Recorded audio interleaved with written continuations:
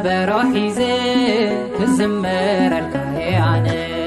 بحدش كني مسكانا بتوعم دهي بدنا مسنقو كبرو حيزي كزمر الكياني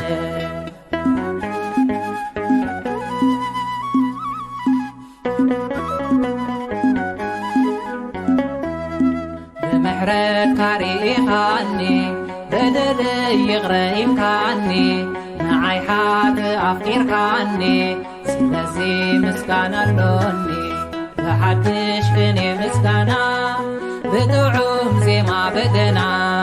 مسنقو كبرو حيزي كزمر الكياني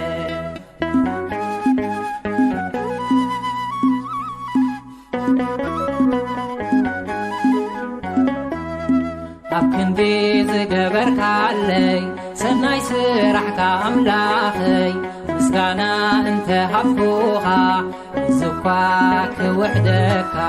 لحدش فيني مسكانا بتوعم دهي بدنا مسنقو كبرو حيزي بزمر الكياني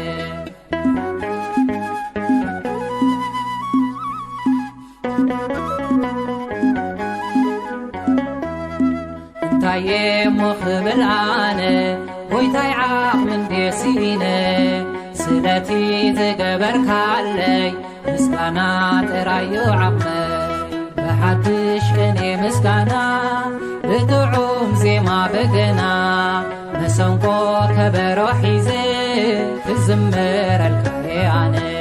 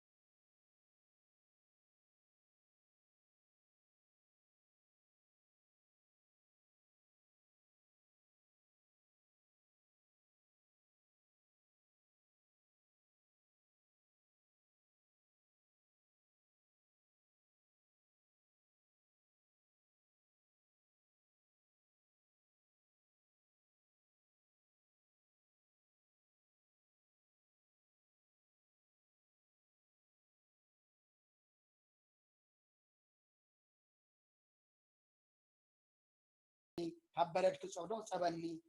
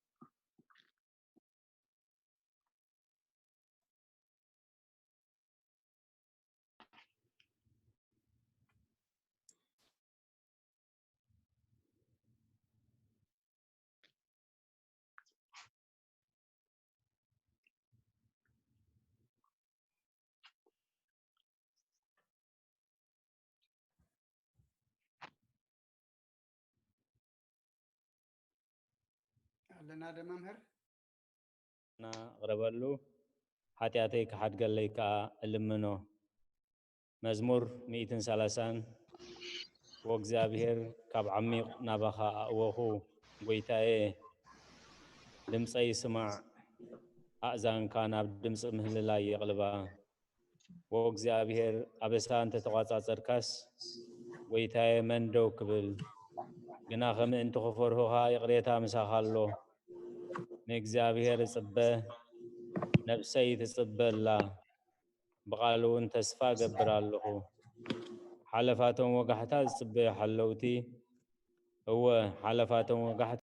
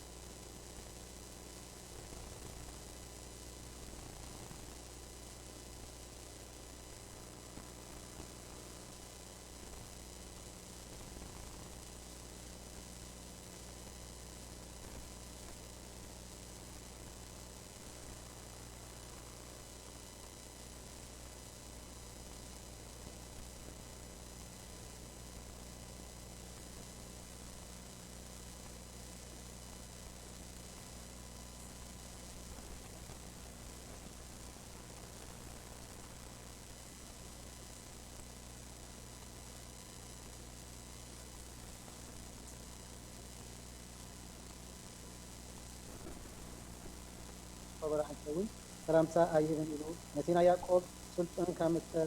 نوات أذكر لي إنه زعبا بإفاتا سمعنا أمرو يعال رخبنا يانا محضرون إتو أمر قد أجري مسجد أوز قابهر مسخان تابوت حيل خان تنسر نابوتا عرفتانها كهنات كات أبكي الوسو قدسان كارما إلي والو ننتي داويت باري حيل كاقت كبوكا أيتم እግዚአብሔር ካብ ፍረ ከርስኻ ኣብ ዝፋንካ ከቐምጦ እየ ውሉድካ ኪዳነይ ነቲ ዝምህሮ ምስክረይን እንተሓለዉ ውሉዶም ድማ ኣብ ዝፋንካ ንሓዋሩ ክቕመጡ እዮም ኢሉ ብሓቂ መሓለሉ ካብኡ ኣይክርሕቕን እዩ እግዚኣብሔር ንጽዮን ሃሪዋ እዩ መሕደሪኡ ክትከውን ባህጋ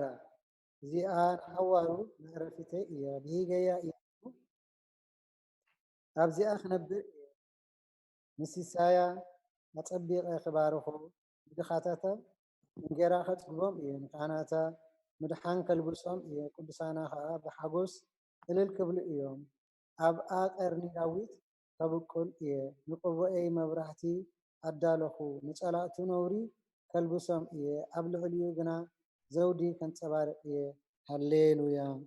አሜን ሃሌሉያ ሓና ስም እንዳሃለኹ ሓና ሚእትን ሰላሳን ሰለስትን ጎሄ ኣብ ጥቓ ሩባታት ባቢሎን ተቐመጥና ንጽዮን ምስ ዘከርና በኸና መሰንቆታትና ኣብቲ ኣብኣ ዘሎ ዕቦላት ሰቐልና እቶም ዝማረኹና ናይ መዝሙር ቃላት ካባና ደለዩ እቶም ስቃያትና እውን ሓደ መዝሙር ጽዮን ዘምሩልና እናበሉ ክንሕጎስ ለመኑና ከመይ ጌርና እሞ መዝሙር እግዚኣብሔር ኣብ ምድሪ ጓና ክንዝምር ኢየሩሳሌሜ እንተ ረሲዐክስ የማይ ነቲ ኢደይ ትረዳእኒ እንተ ዘይዘክረኪ ንኢየሩሳሌም ከዓ ሓለፋ ኩሉ ሓጎሰይ እንተ ዘይገበርኩስ እንተ ዘይገይረስ መልሓሰይ ኣብ ትንሓገይ ትጣበቕ እግዚአብሔር ነቶም ኣፍርሱ ክሳዕ መሰረታ ኣፍረስዋ ዝበሉ ደቂ ኤዶም በመዓልቲ ኢየሩሳሌም ዘክሮም እቲ ክትዓንዊ ዘሎኪ ጓል ባቢሎን ኣነ እቲ ዝገበርና እቲ ዝገበረክና ዝፈደኽዮ ምስጉን እዩ ንህፃናትኪ ሒዙ ኣብ ቅርሒ ዝጨፍልቖም ምስጉን እዩ ሃሌሉያ ህይወት መዝሙር በስመ አብ ወወልድ ወመንፈስ ቅዱስ ሰምዓሉ ኣለኹም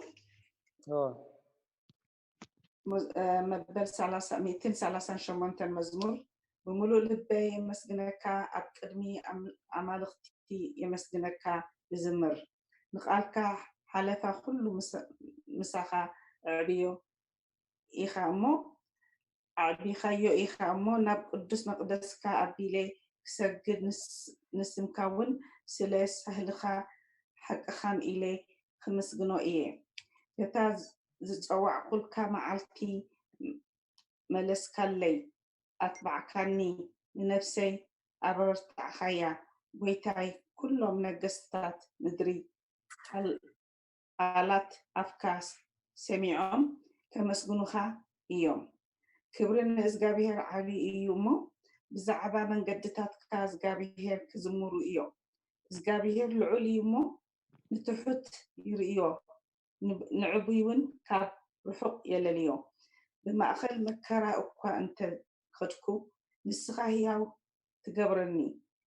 ኢድካ ኣብ ኩራ ጸላእተይ ትዘርግሕ የማነይቲ ኢድካ እውን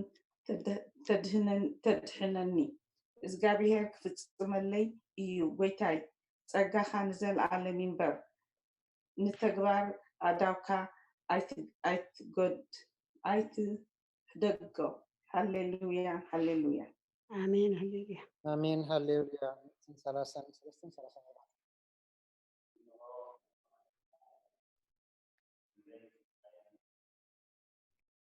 ከምቲ ክቡር ዘይቲ ኣብ ርእሲ ኣብ ጭሕሚ ኣሮን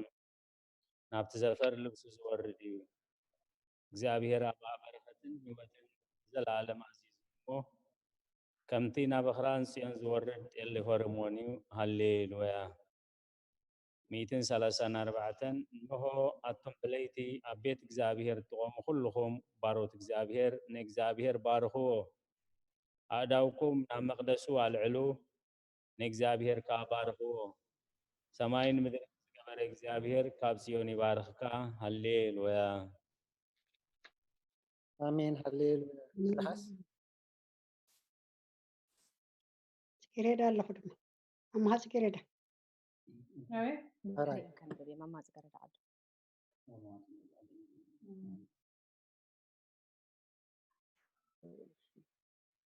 بصراحة نعرف هذا من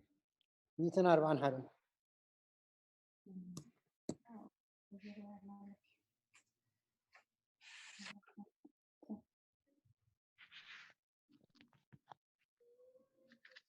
أنصر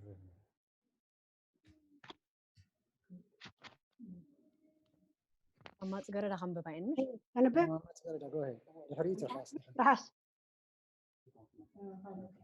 بدحري كان بما زغرد حر 240 حدا هالليلة ويتاي سمع دلو هو هو سمع لي. سمع له ويتاي نابخا أقول له قلتف كامس عني كسوعكا خلخو بدمسي صين بلو صلوتي أبقى نخا خمعتان من لعال إيدي كم مسوات مشتي هون ويتاي نافيك أفر قبرلو رقا خنافري حلو مس قبرت كي رسئنت زي قبرس نلبي ناب كفاءات أي تزنبلو أنا وان كابطعوم بالأم يزلفني زي ترأسيو رأسي أي عبيو صلوتي قنا بكيوم إيو فردتم أب قدل مسألفو قالاتي حق مخانو كآمنو إيو كمتسب نمدري زتلمون زحارسون عزمتنا كمو أب أف سيول تبتنه أو እግዚአብሔር ጎይታይ ኣእንተይ ናባኻ እየን ኣባኻ ውከል ኣለኹ ንነፍሰይ ኣይትደርብያ ካብቲ ዘፃወዱለይ መፃወድያን ካብ መፈንጥራ ገበርቲ እከይን ሓልወኒ ኣነ ክሓልፍ ከለኹስ ረሲዓን ኣብ መፃወዲኦም ይወድቁ ሃሌሉያ آمين امين هللويا ترحس مزمور داويت مبل 142 بدمፅይና በእግዚአብሔር እዊ بدمፅይና በእግዚአብሔር እምህለል ኣለኹ ጓህየይ ኣብ ቅድሚኡ ክዑ ሽጋረይ ኣብ ቅድሚኡ ነግር መንፈሰይ ኣብ ውሽጠይ ምስ ማመነ መገደይ ፍለጥካ ኣብታ ዝሓለፋ መንገዲ መፈንጠራ ሓብኡለይ ኣብ የማን ጠምት እሞ ርኤ ዝፈልጠኒ የልቦን መዕቆቢ ሰኣንኩ ንነፍሰይ ግዲ ዝገብረላ የልቦን ኦ እግዚኣብሔር ናባኻ እወይኹ ንስኻ መዕቆብየይ ኣብ ምድሪ ህያዋን ግደይ ኢኻ ኣብ ብዙሕ መከራ እየ ዘለኹ እሞ ኣውያተይ ስማዕ ሓይሎምኒ እዮም እሞ ካብ ሰጎጉተይ ኣናግፈኒ ንስምካ ኸማሱስ ንነፍሰይ ካብ ማእሰርቲ ውፅኣ እያ ሰናይ ክትገብረለይ ኢኻ እሞ ጻድቃን ክኸቡን እዮም ሃሌሉያ آمين امين هللويا مريم اوكي أنيلي بسم آبن ولدن منفس قدسن حدا أملاها آمين مزمور داويت 146 هللويا نفسي نእግዚአብሔር أمسكنو نفسي نእግዚአብሔር أمسكني بهوتي كله نግዚአብሔር كمسكنو كسع زله نأملاخي كودسو إيه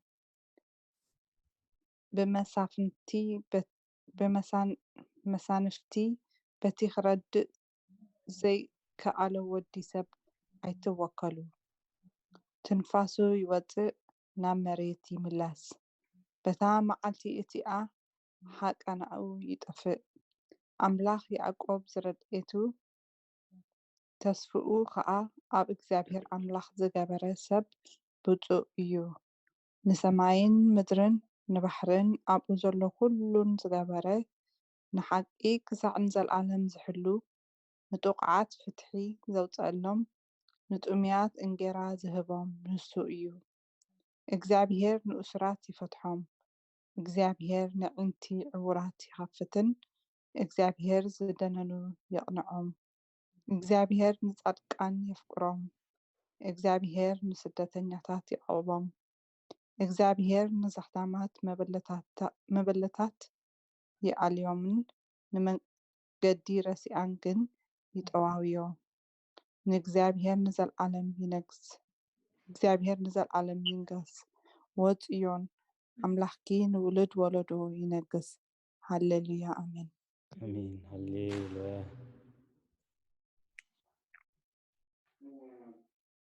داشي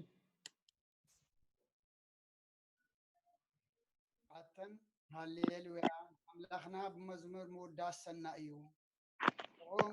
ምስጋና ይግባእ እግዚአብሔር ኢየሩሳሌም ይሃንጻ ዳት እስራኤል ይክባሎ ልቦም ተሰብሩ ይፍሎም ይዘንን ይቆጥር ንኹላቶም በብስሞም ይሰምዮም ወይታና ዓብይ እዩ ኃይሉ ብርቱዕ እዩ ምስ ውዓሉ ወሰን የብሉን እግዚአብሔር ንትሑታት ይድግፎም ንረሲአን ግና ኣብ ምድሪ የውድቖም ንእግዚአብሔር ብምውሳው ዘምሩሉ ንኣምላኽና ውዳሴ ብመሰንቆ ዘምሩሉ ነቲ ንሰማያት ብደመና ዘጐልብብ ንምድሪ ዝናም ዘዳሉ ናብ ኣኽራን ሳዕሪ ዘብቁል ነቲ እንስሳን ንዝምህለሉ ጨቓዊት ኳኳትን ዝምግብ ዘምሩሉ ንሓይሊ ፈረስ ኣይብህጎን በእጋር ሰብ ኣይሕጐስን እግዚአብሔር በቶም ዝፈርህዎ ንጸጋእ እውን ዝጽበዩ ይሕጐስ መሃርሃር መዓጽኺ ኣጽኒዑ ንደቅኺ ኣብ ማእኸል ክባሪኽዎም እዩ እሞ ኦ ኢየሩሳሌም ንእግዚአብሔር ኣመስግኒ ኦ ጽዮን ንኣምላክ ወድሲ ኣብ ወሰናትኪ ሰላም ይገብር ብስብሒ ስርናይ የጽግበኪ ትእዛዙን ኣብ ምድሪ ይሰድድ ቃሉ ቀልጢፉ ይጐይ ንበረድ ከም ጸምሪ ይህብ ንኣስሓትያ ከም ሓሙኽሲ ይብትኖ ንበረዱ ከም ረፍራፍ ይድርብዮ ኣብ ቅድሚ ቁሪ ኸመን ይቐውም ቃሉ ይሰድድ እሞ የምክኾ ንፋሱ የንፍስ እሞ ማያት ውሕዙ ቃሉ ንያዕቆብ ስርዓታቱን ፍርድታቱን ንእስራኤል ነገረ ካልኦት ኣሕዛብ ከም ዝከቶ ኣይገበረሎምን ፍርድታቱ ከዓ ኣይፈለጡን ሃሌሉያ አሜን ሃሌሉያ አማኑኤል ራሄል 248 248 መዝሙር ሃሌሉያ እግዚአብሔር ካብ ሰማያት ኣመስግኖ ኣብ ኣርያም ኣመስግኖ ኩልኩም መላእኽቲ ኣመስግኖ ብዘለኹም ሰራዊቱ ኣመስግኖ ኣቱም ፀሓይን ወርሕን ኣመስግኖ ኣቱም ብሩኻት ከዋኽብቲ ኣመስግኖ ኣቱም ናይ ሰማያትን ኣብ ልዕሊ ሰማያት ዘለኹም ማያትን ኣመስግኖ ንሱ ኣዚዙ ተፈጢሮም እዮም እሞ ንስም እግዚአብሔር የመስግኖ ንዘለዓለም ዓለም ኣቆሞም ዘይሓልፍ ሕጊ ከዓ ሃቦም ንእግዚአብሔር ካብ ምድሪ ኣመስግንዎ ኣቱም ገበላት ባሕርን መዓሙቕን ኩልኹም ኣቱም ሓውን በረድን ኣስሓይታን ግመን ቃሉ እትሰልጥ ሕቦብላን ኣቱም ኣኽራንን ኮረባብትን ኩልኹም ፈሬትን ኣዕዋምን ጽሕድታትን ኩልኹም ኣራዊትን ኩላትኩም እንስሳን ለመም እትብሉ ነፈርቲ ኣዕዋፍን ነገስታት ምድርን ኩልኻትኩም ኣሕዛብን መሳፍንትን ኩላትኩም ፈረርቲ ምድርን ኣጉባዝን ጎራዙትን ዓበይትን ምስ ንኣሽቱ ስሙ በይኑ ልዑል እዩ ግርምኡ ኣብ ልዕሊ ሰማይን ምድርን እዩ እሞ ንስም እግዚአብሔር የመስግንዎ ንህዝቡ እውን ቀርኒ ያልዓለ ስለዚ ኩልኩም ቅዱሳኑ ደቂ እስራኤል ትዝቐርቦ ህዝቢ የመስግኖ ኣሎ ሃሌሉያ ሃሌሉያ አሜን ሃሌሉያ ወንጌል ናባኹም ጳስ ምዕራፍ 2 ካብ ፍቕዲ 25 ክሳብ 32 እንሆ ድማ ኣብ ኢየሩሳሌም ስምዖን ዝበሃል ሰብኣይ ነበረ السبعي زي صادق نأملاك زفرح نتننا إسرائيل زي صبا نبره منفس قدس زمان نبرو نتقبو اجزي أبيهر كيرا أيو موت كم زير إدما بمنفس قدس سقلي تقولو نبره بمنفس كأنا بيت مقدس مسأة نت يسوع هتان وردو خمر ما حق خو قبرلو مساعته هو نسلم أب إيدو حوفه نأملاك ون أمس جنمه وقويتاي نتن مبره أحزاب برهان نهزبخ إسرائيل كبرت من تكون عبقد مخل هزبي زد على خيو مدحنكا عينتي كابر عياس حجي كم تزرباخا نباريخا بسلام تفان وإخابله مسجانا نجزابير أملاخنا يكون أو كرسس أملاخنا مسراب بخان منفذ قدسن لمن كل سعن نسجد الكالونا أمين كالق سب أنا ببزدلي لنا تقولوا لنا نحن alright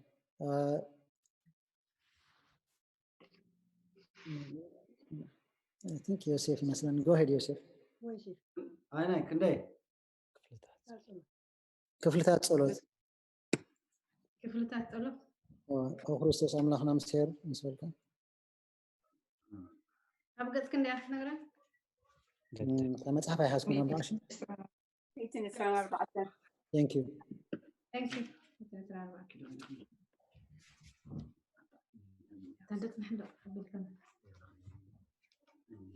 أنا يسألت يبلكم عندي مصحف قدس يوم حجكم زلهم الله أنا يسألت 285 ها 224 اوكي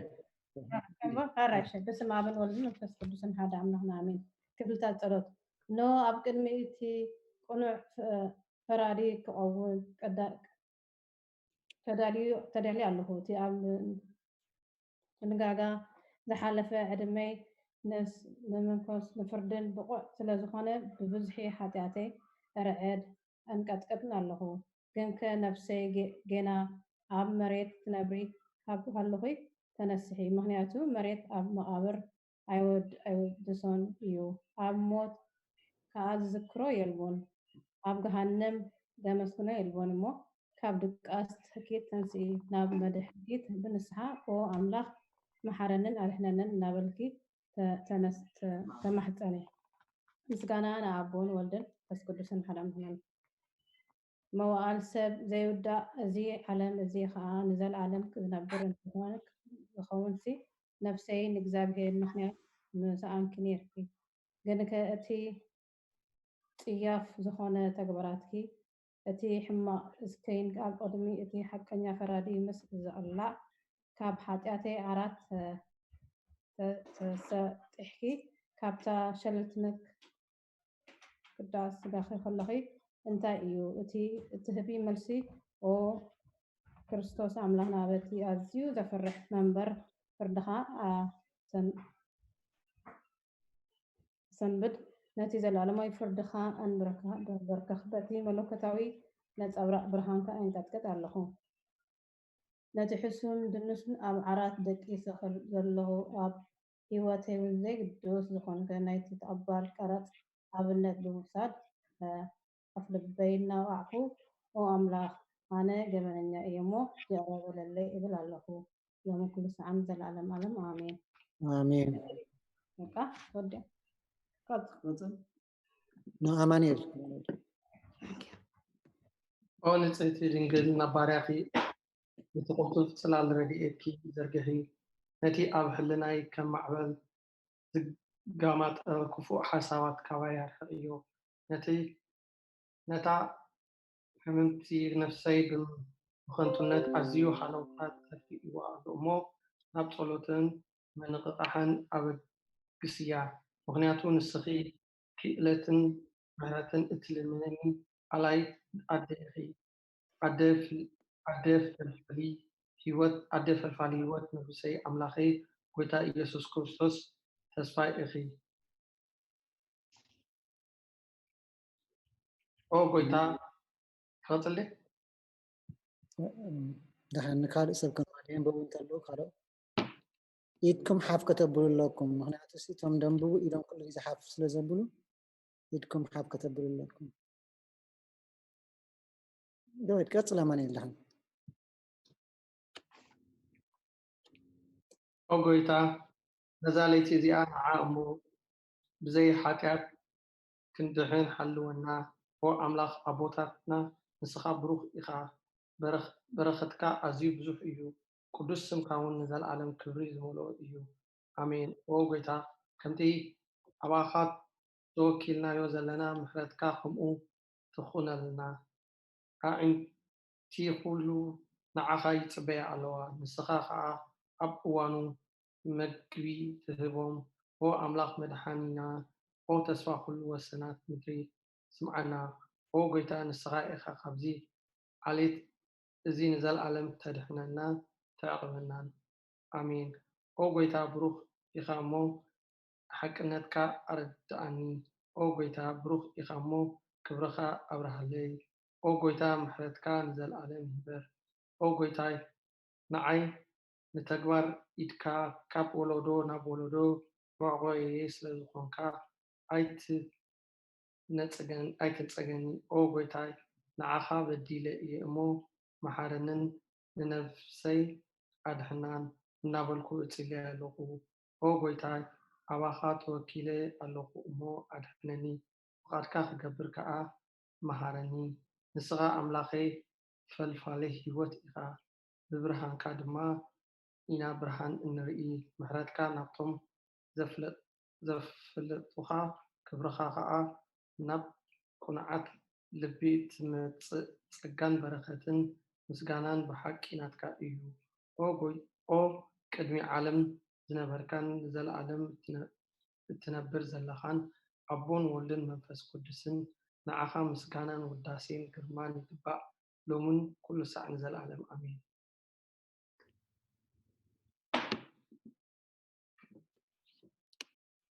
ወዳሽና ባኹም ዲያ ውዳሴ ስሉስ ቅዱስ ዮሴፍ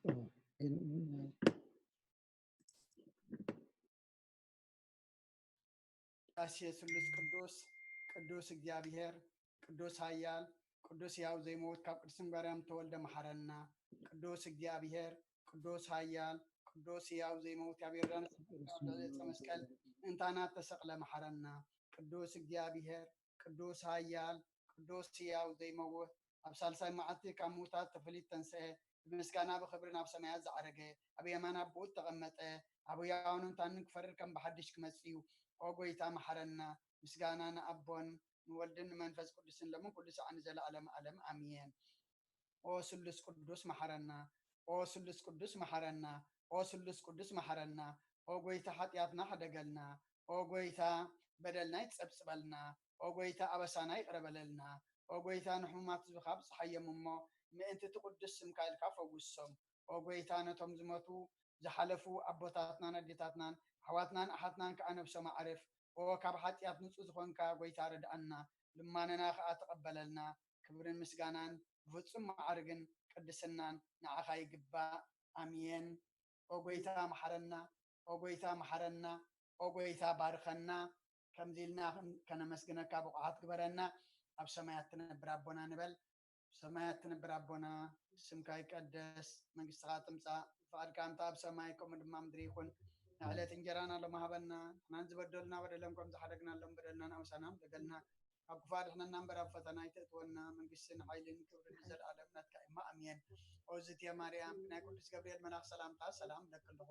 ህልናኺ ድንግል ኢኺ ብስጋኺ እውን ድንግል ኢኺ ኣደ እግዚኣብሔር ፀዋዕት ጎይታ ሰራዊት ሰላም ለክልኹ ንስኺ ካብ ኣንስቲ ብርክቲ ኢኺ ፍረ ከርስኹም ብሩኽ እዩ ኦ ምልዕተ ጸጋ እግዚኣብሔር ምሳኺ እዩ ኦ ፍስቲ ደስ በልኪ ሓጢአትና ክሰርየልና ነፍቲ ወድኺ ኢየሱስ ክርስቶስ ምእንታና ምሕረት ለምንልና አሜን ዮሴፍ ከንብቤልካ ነይርካ ولا تكريت اوكي اوكي انت غنبل مسكانا نقدس دنجل اوكي مسكانا نقدس دنجل مريم او قدست ملأت ጸጋ كل ጊዜ ድንግል ዝኾንኪ ወላዲት አምላክ አደ ክርስቶስ ሰላም ንብለኪ ምንተ ሓጢአትና ዓብገልና ናብ ፍቅሪ ወድኺ ጸሎትና አዕርግልና ኢየሱስ ክርስቶስ አምላክና ዝወለድክን ቅድስት ድንግል ሰላም ንብለኪ ንሓጢአትና ነፍስና ሓዲቡ ክምሕረና ናብ ጎይታ ለምንልና ኦ ቅድስት ድንግል ማርያም ወላዲት አምላክ ንዘርኢ ሰብ እምንቲ ኣማላዲት ናብ ወድኺ ኢየሱስ ክርስቶስ ብህድገት ሓጢአትና ክትግወልና ለምንልና ኦ ናይ ሓቂ ንግስቲ ድንግል ሰላም ንብለኪ ኦ ንኣማኑኤል ኣምላኽና ዝወለድኪ ኩርዓት ዘርእና ሰላምታ ነቕርበልኪ ኦ ድንግል ብጎይታና ኢየሱስ ክርስቶስ ዝተኣመነት ኣማላዲት ሓጢአትና ምንቲ ክሓድገና ተዘከርና አሜን ሃሌሉያ ሳዋዳ ቀጽል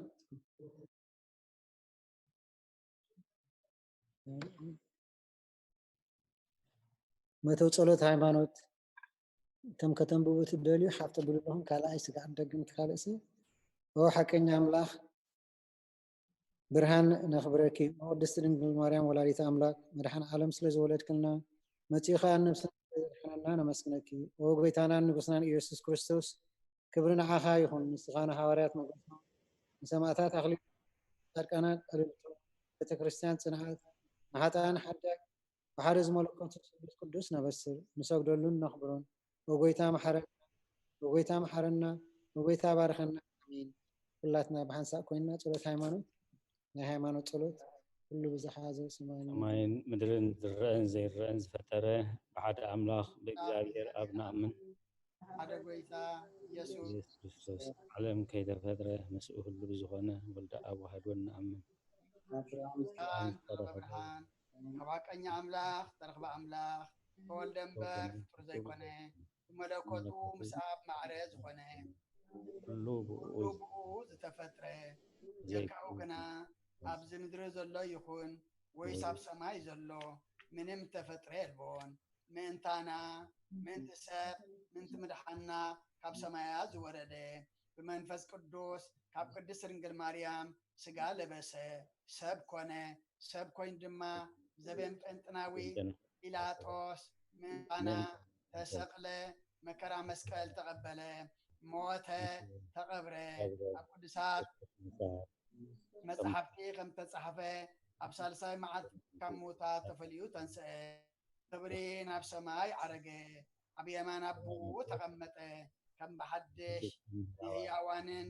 ሙታንን ክፈርድ ብክብሪ ክመጽእ እዩ መንግስቱ እውን መወዳእታ የብሉን ጎይታን መሕወይን ብዝኾነ ካብ ኣብ ብሰረፀ መንፈስ ቅዱስ ንኣምን ምስ ኣብን ወልድን ሰግደሉን መስግኖን ብነቢያት ተናገረ እዩ ዕሉ ኩሉ ብዝኾነት ዋርያት ጉባኤ ብዝኾነት ብሓንቲ ቅድስት ቤተ ክርስቲያን ንኣምን ያት ምስስራይ ብሓንቲ ጥምቀት ንኣምን ትንሣኤ ሙታንን ዘለዓለም ዓለም ዝመጽእ ህይወትን ተስፋ ንገብር ኦ ጎይታ ጸሎትና ሰሚዕኻ ሓጢኣትና ሕደገልና ችርያ ላይሶ ችርያ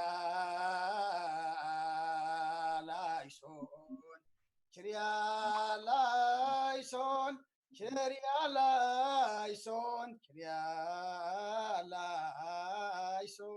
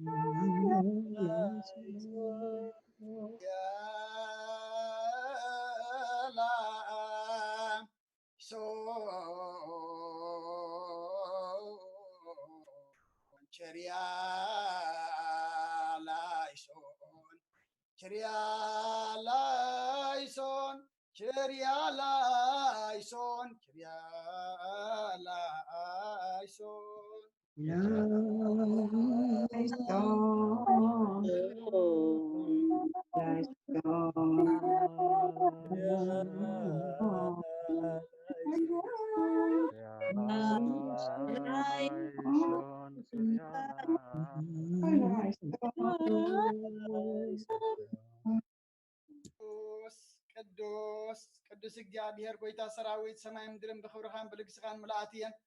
ሆን ኩሉ እትመልኽ እግዚአብሔር ኣቦ መሐረና ኦ ጎይታ ሰራዊት ኣምላኽ ሓይልታት ምሳና ኮን ምክንያቱ ኣብ ግዜ ሽግርናን ጭንቀትናን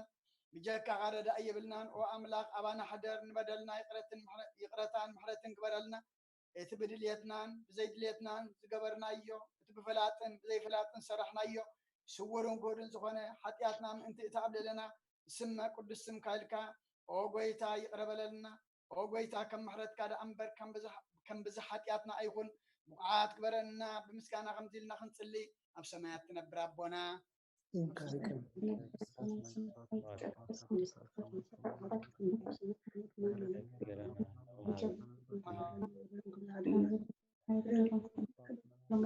አበሳናን ደገልና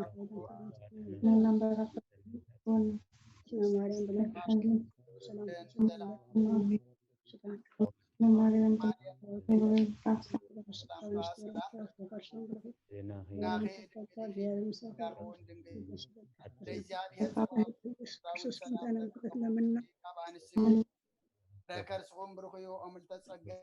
ምሳኺዩ ኦፍልሰት ና ክሰሪየልና ኣፍቱ ወድኸ ኢየሱስ ክርስቶስ ምንታና ምሕረት ለምንልና ኣሚን ናይ ንስሓ ጸሎት ኦ ጎይታ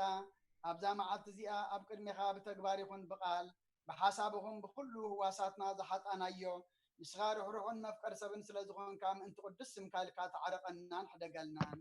ወኣምላኽ ብሰላም ክንሓድር ሰላማዊት ለይቲ ሃበና ኣብዛ ናይ ድቃስ ግዜና ካብ ኩሉ ጭንቀት ናፃ ግበረና ካብ ኩሉ ክፍኣትን ካብ ኩሉ ፈተና ፀላእን ክሕልወና ከዓ ናይ ሰላም መልኣክካ ለኣኸልና ራህየን እቲ መፍቀር ሰብ ዝኾነ ሓደ ወድኻ ወይታናን ኣምላኽናን መድሓናን ኢየሱስ ክርስቶስ እቲ ውኡን ምስኡን ክብርን ውዳስየን ግርማን ዘለካ ማዕርኻ ዝኾነ ወሃቢ ህይወት መንፈስ ቅዱስን ምስጋና ይግባአካ ሕጅን ንዘለዓለም ዓለምን ኣሜን ድሕሪ ነብዞም ትጽለ ጸሎት ኦ ጎይታ መሐረና ምሕረትካውን ኣብዝሓልና ኦ ኣብ ነፍሲ ወከፍ ሰዓትን ግዜን ኣብ ሰማይን ኣብ ምድርን ኩሉ ብክብረት ዝስገደልካ ክርስቶስ እሙን ኣምላኽና በዓል ነዊሕ ትዕግስትን ብዙሕ ምሕረትን ብሰናያት ተመልኣኻን ርኅሩሕነቶም ኣነ ዝቐዳማዮም ሓጢኣተኛታቱን እትምሕር ንሓጥእ ብንስሓ ተመሊሱ ብህይወት ክነብር እምበር ሞቱ ዘይትደሊ ምእንቲ እትጽበዮም ዘሎ ተስፋ ክረኽቡ ንኩሎም ናብ ድሕነት እትዕድም ኦ ጎይታ ኣብዛ ሰዓት እዚኣን ኣብ ኩሉ ሰዓታትን ልማናና ተቐበል ህይወት ዓልና ትእዛዛትካ ክንገብር ምርሓና መንፈስና ቀድስ ጋናን ሓሳባትና ናንጽህ ትምኒትና እውን ስመር ሕማምና ፈውስ ሓጢኣትና ሕደገልና ካብ ኩሉ ሓጢኣት ልቢ ርድዓና ብህልውና ብቅዱሳት መላእኽትኻ ሓልወና ናብ ውህደት ምእንቲ ናብቲ ዘይምርመርን ዘይውሰንን ፍልጠትካ ክንበጽሕ ዓድለና ንስኻ ንዘለዓለም ብሩኽ ኢኻ ኣሜን ኦ ጎይታ ክቡር ምስጉንን ወድኻ ንስኻትኩም ዝኽጽልዩ ከለኹም ከም ዝበሉ እናበለ ከም ዝመሃረና ከምዚ ኢልና ንጽዋዓካ ኣለና ክንጽዋዓካ ብኩዓት በረና ኣብ ሰማያት ትነብር ኮና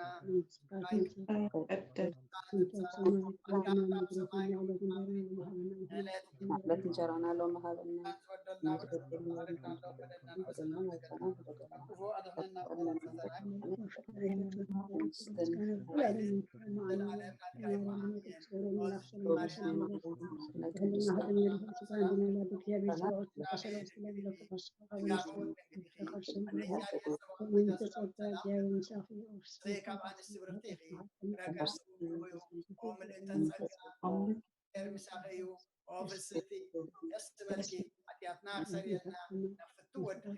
ኢየሱስ ክርስቶስ ምእንታና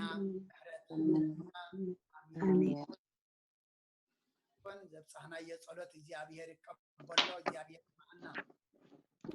አሜን አሜን አሜን ደግና ሰላም ንኩልኻትኩም ከመይ ዋልኩም لما عرفنا حتى 4 سومن تتمهرنايو قال لي مالتي فتوتات بدلي لكم نيره كلتا سبات كابزوم دلنا كلتا سبات راح نحطو سريرا ثانك يو نتم دي سريركم حتى يقولكم مالتي كله ترديكم الله مرمره الحمد لله ترديكم الله هو تسحق كله مرمره الله وحتى حتى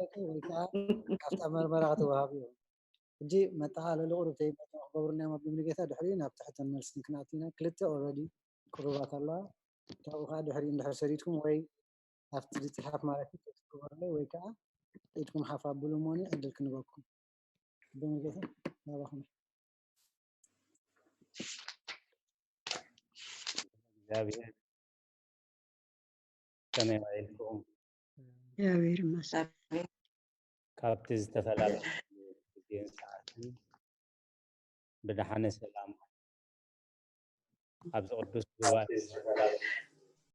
ንቅዱስ ዕላማ ክንጋባእ ስለ ዝፈቐደልና ፈጣሪና ኣምላከ ቅዱሳን ናይ ባህሪ ምስጋና ይብፅሓዮ አሜን ካብቲ ዝተፈላለልናሉ ግዜን ሰዓትን ክሳብ ሕጂ ኣብ ከባቢና ኣብ ዓለምና ብዙሕ ነገር ይፍጸም ኣሎ ንዓና ግን ረድኤት እግዚአብሔር ስለ ዘይተፈልየና እንሆ ብሂወት ፀኒሕና ኣብዚ ቅዱስ ጉባኤ ተሳቲፍና እዚ ዝገበረ ባህሪ ፈጣሪና ናይ ባህሪ ምስጋና ይብፅሓዮ አሜን ከምቲ መምህር ተኽሉ ክገልፀልና ዝፀንሐ እቲ ሒዝናዮ ፀኒሕና صلوت زبلا رأستي تخالى متن لما عنتي ياتناغيغنا أبزمس قبعنا نحنا نتلنا أملاك أنت فقدو تابد هريا زلا قال እግዚአብሔር زبلا رأستينا كنري بزتخالى متن حصر أبلنا انتاي نيرو صلوت تاي صلوت مالت تاي مالتيو أبتي زرعنايو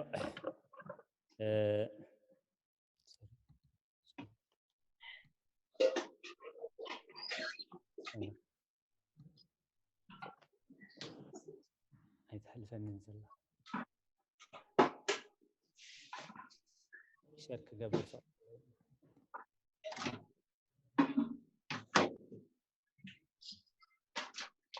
Bana.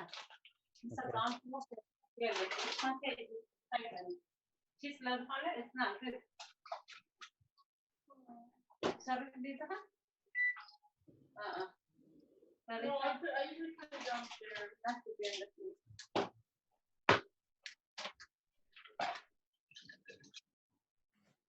هذا خلينا بنش. الرأي الله خاباناي.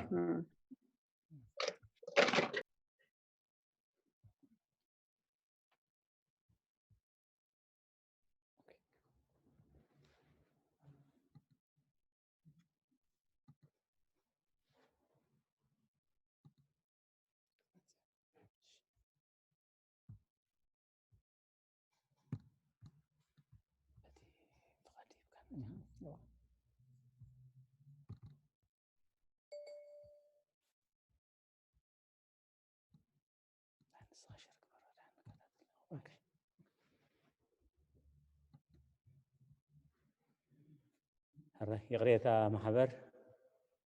أبتا حزنيا سنحنا ويزغننا صلوت بلا رستنا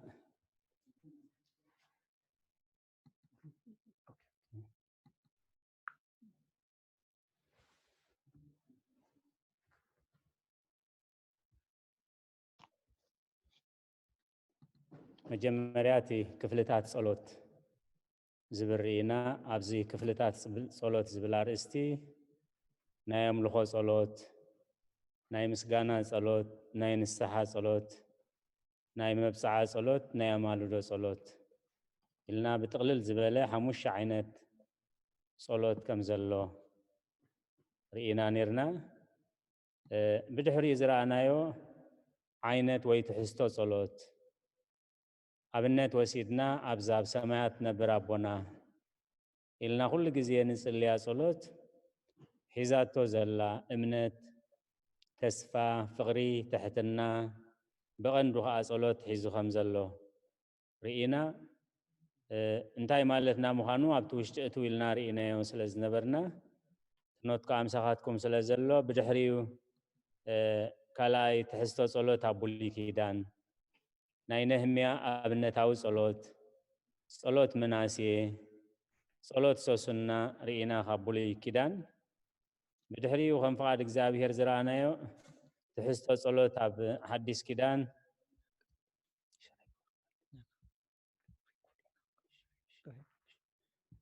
تحستو صلوت أب حديث كيدان صلوت تحلقا مئتي كمون صلوت تاكنا عناويت سبيتي صلوت يماناي الشفتا مالت أبغني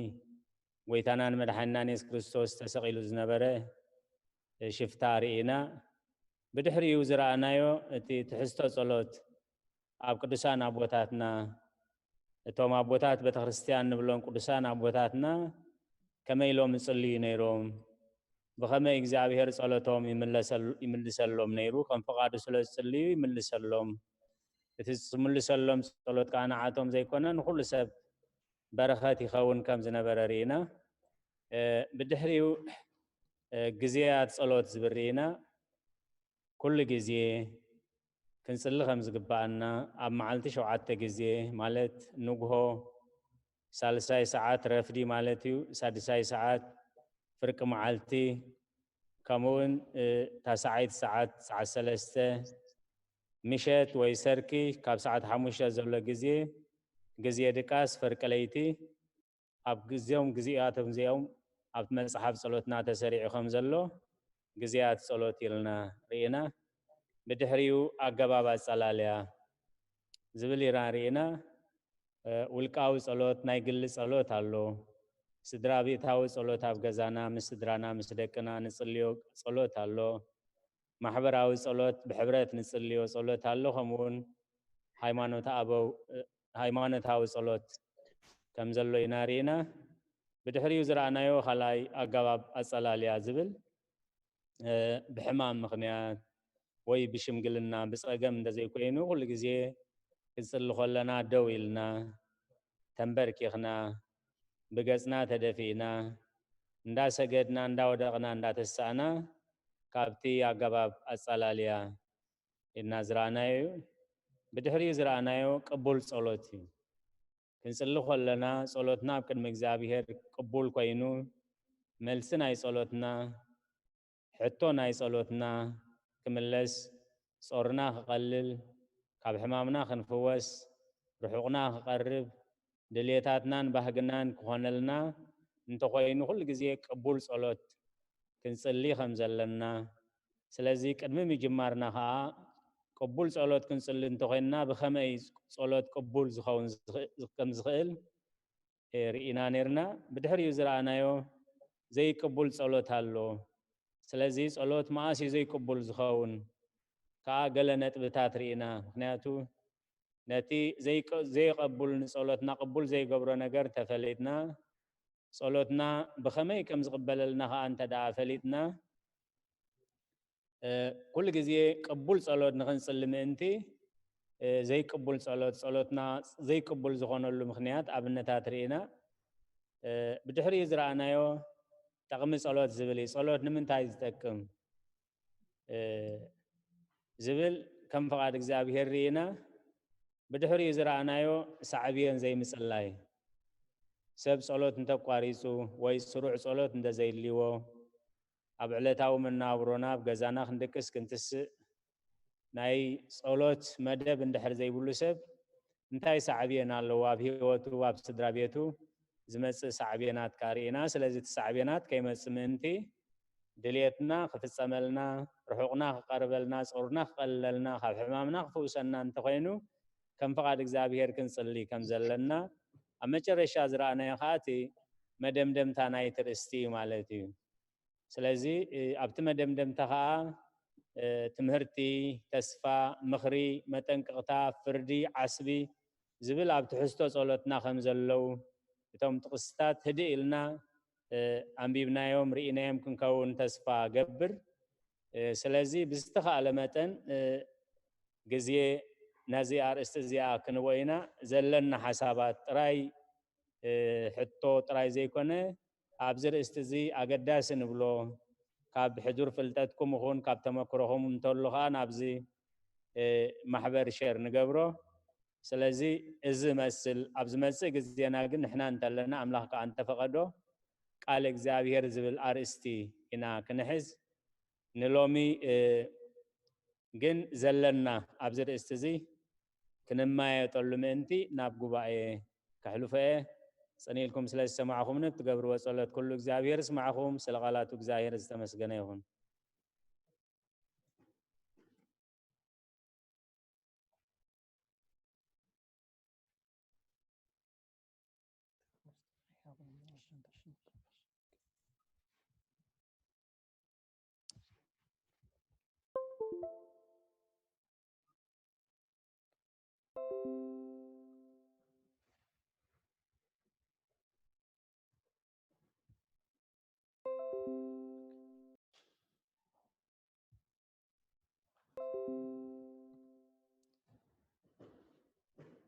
حراي مدبنا ناب ጉባኤ ዘዳለኹሞ ሕቶ ወይ ነዝር እስትና ኣገዳሲ ዝኸውን ሕቶታት እንደዘይልዩ ኣነ ክሓትት ከተፍቅዱለ ኢኹም ማለት እዩ ነቲ ግዜና ክንጥቀመሉ ምእንቲ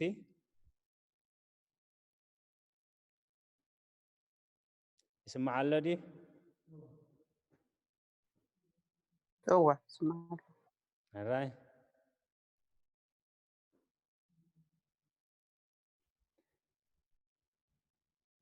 حتى زمزل ممر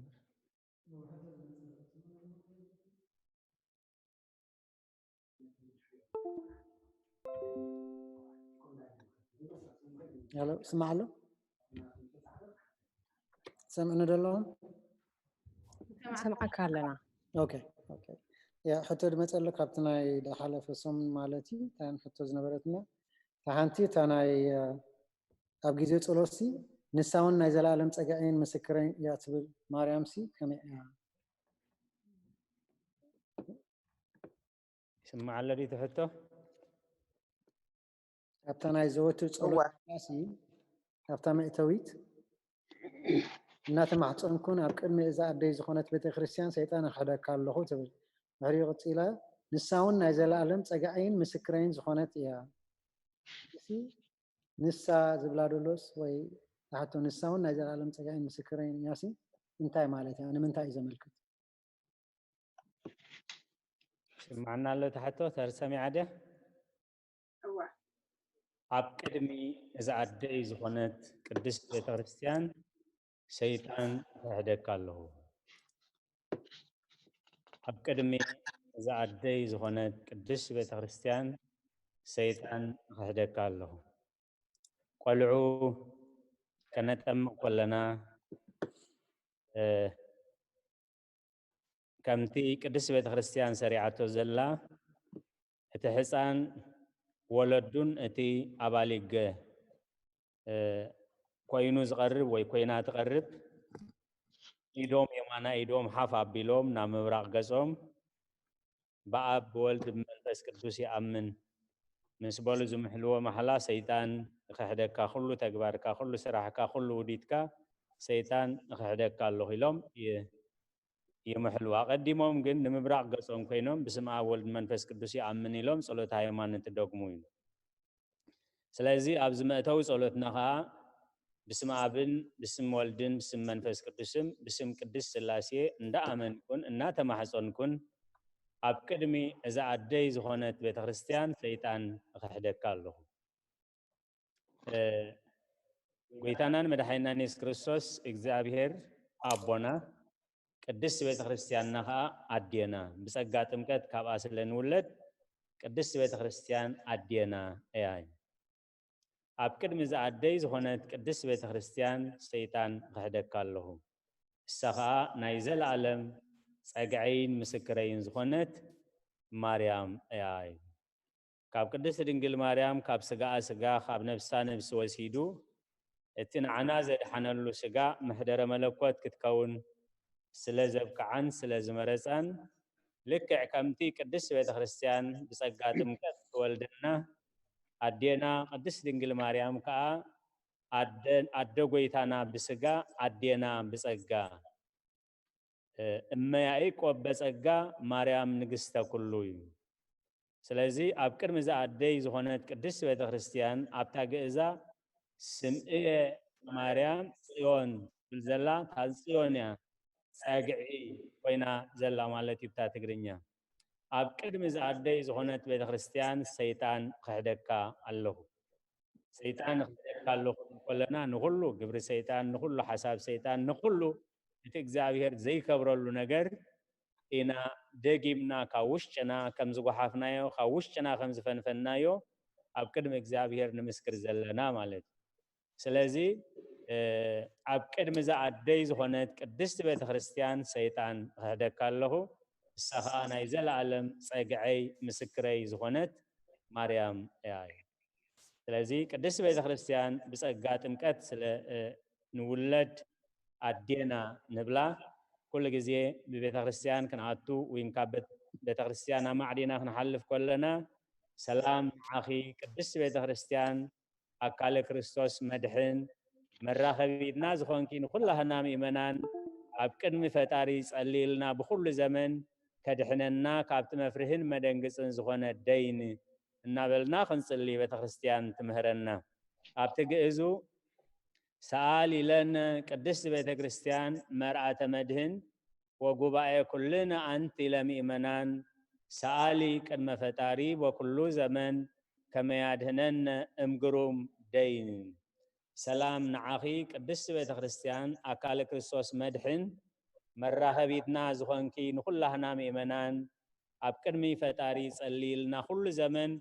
كدحننا كابتي مفرحن مدنقسن زخونة ديني سلازي أدى قويتانا بسقا أدينا بسقا نبلا بزي أقدس بيت خريستيان نتمأتو صلوت أمي قدس بيت كريستيان انتي إيتي سمئية مريم صيون لعالم عالم إلا سريعة الناي لذي تعمل حتو تملي ساخت كون تسفى قبر خير رايك على يوت اسمعنا كالي هزكيل شمونته 16 دلا شمونته 16 يسمع على دي تحتو سمع لهم ميت جرينا يعني جرينا يسمع له كأنه بحج هزكيل شمونته 16 دلا فين الراي اسمع لهم إذا بيت مقدس جاء أم أقرأ ما إذا بيت صلوت تسريحة ويس إتهم 7 يوم نابتي بيت صلوت مسجد أبيان كاتب التحكم كاب عطنا سمهار تخلق مسلمة الراي سلغالات الزاوية رسم مسجنا يفهم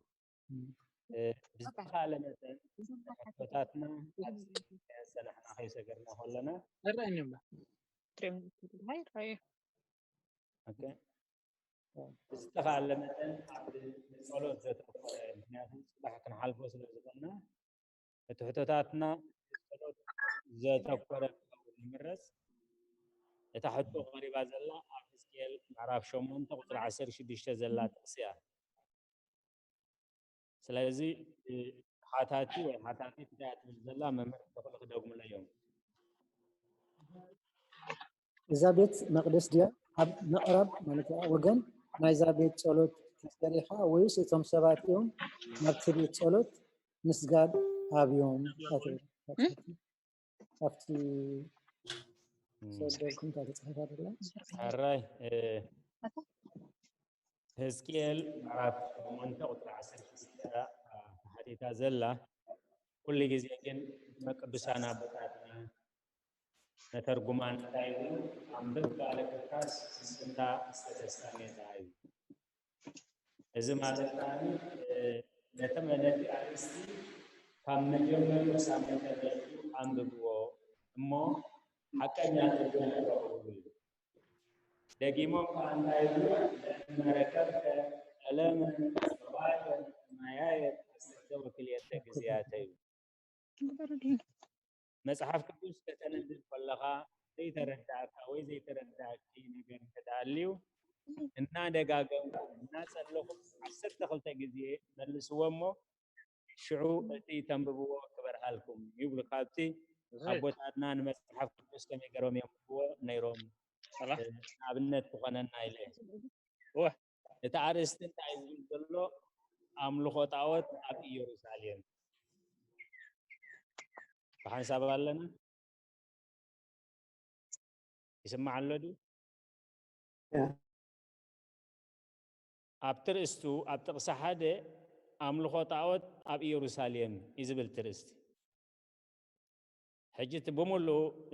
نعخاتكم كقد في أبتات أسخن ببه هزكيل معرف شو منطقة قطر 10 شديشة نابتوشتي أصد بيت إغزابيهر وسدني إنه خا أبتدأ بيت مقدس إغزابيهر أمونغو قبلان مسوئن أستات عسران حموشتن سبعي زبانهم ناب مقدس إغزابيهر قصهم دما ناب مبرق أبيلوم نبرو ناب مبرق أبيلوم نسحاي يسوقدو نبرو بحن سبب لنا دو نصرتي أتاملخت نابتوش تأصد بيت إغزابيهر وسدني هجي تا أصد بيت إغزابيهر بيت مقدسني أملاخ مخانا بعلو تملاخ نهزكيل قلص الله نابتوش تأصد بيت إغزابيهر وسدني እንሆ ኣብቲ ደገ መቅደስ እግዚአብሔር ኣብ መንጎ ገበላን መሰውእን ኣስታት 25 ሰብኣይ ዝባኖም ናብ መቅደስ እግዚአብሔር ገጾም ድማ ናብ ምብራቅ ኣቢሎም ነበሩ ናብ ምብራቅ ኣቢሎም ንፀሓይ ይሰግዱ ነበሩ ኦ ህዝበይ መራሕትኻ ኣጋገዩኻ እዩ ነቲ ህዝቢ ናብ ቤተ መቅደስ ይኣቱ ከም ዘለው ንኣምላኽ የገልግሉ ከም ዘለው ኮይኖም እዮም ዝረኣይዎም እቲ ህዝቢ ከምኡ ይዝርኦም ማለት ግን ካብ እግዚአብሔር ዝስወር ምስጢር ስለዘየለ ኣብቲ ውሽጢ ቤት መቅደስ ኮይኖም ዝባኖም ናብቲ ቤተ መቅደስ ነቲ ቤተ መቅደስ ዝባኖም ሂቦም ንፀሓይ ይሰግዱ ነበሩ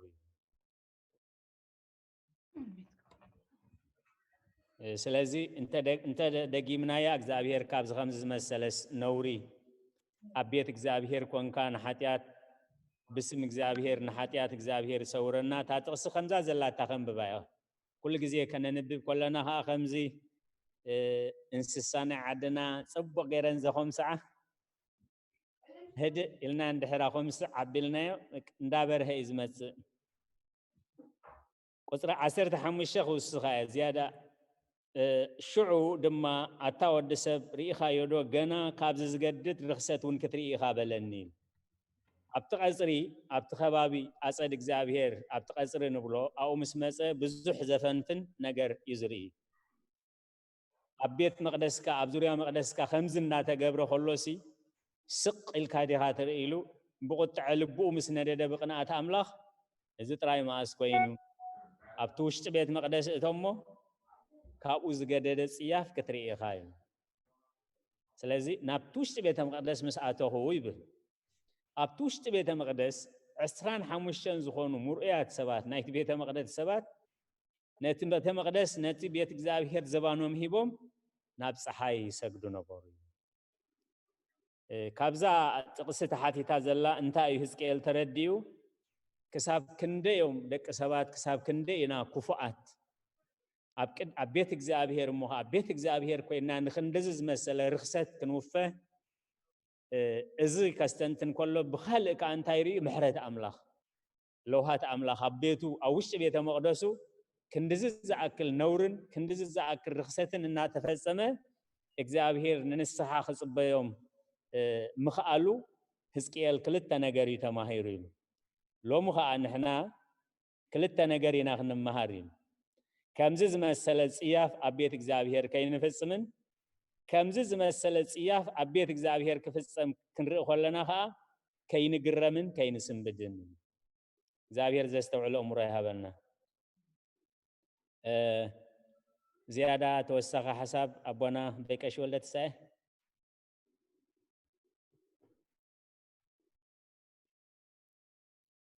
سمعنا لهم أبونا والله أنت حسابي بالليل مخنياتو صبو غيركا أبري غاية أخا كم تقول لك زين بلو نجزي أبي هرسيل بنامبر انقدعنا أين هبو كم زبهال انقدعهم نجزي أبي هرهبهم لبهم قنا ناب صحي بركي أملاهم صحي أنا رامالتيو أما أنت إذا زم كابزي تقصز أنت أين النهار أنت داعي الناسي صلاتنا لباو كخون كم زلوا صلاتنا بإمنات كخون كم زلوا إما صبوا جركا أبريها خيالها عليه وتسمع لنا آمين نقول لها عليه وتسمع لنا بنا الراي ندحر تمليس ندحر بريه خينون أبقال حطوه نسجرينا خنفعاد إجزابير نمر تخلو سريركم الله قدامي تيموثاوس معرف كلته فقد حمشتن فقد عصرت حمشتن الراي إجزابير ما ياخو مبارخ ممر تخلو كلها ناخن ريوم انتي أب سليدا قريب والله ممر تخلو أب قدامي تيموثاوس معرف كلته كاب حد كساب سلستن أربعة زلو أب صلوتنا انتايلنا صلوت نمنتاي تكم أب زبلار استي بخلو أملخون مرزانن هادينا بزي هوكت من تخنبر إلنا صلوت نمنتاي تكم بخلو أملخون مرزانن هادينا بسلام من تخنبر إذا سلا نجستاتن سلا مقاننتن لمانون صلوتن مهللان كبر يمعد الله إلى هاريا بس باولس كابزز تبقسي يتحطو نسو أو كسري 4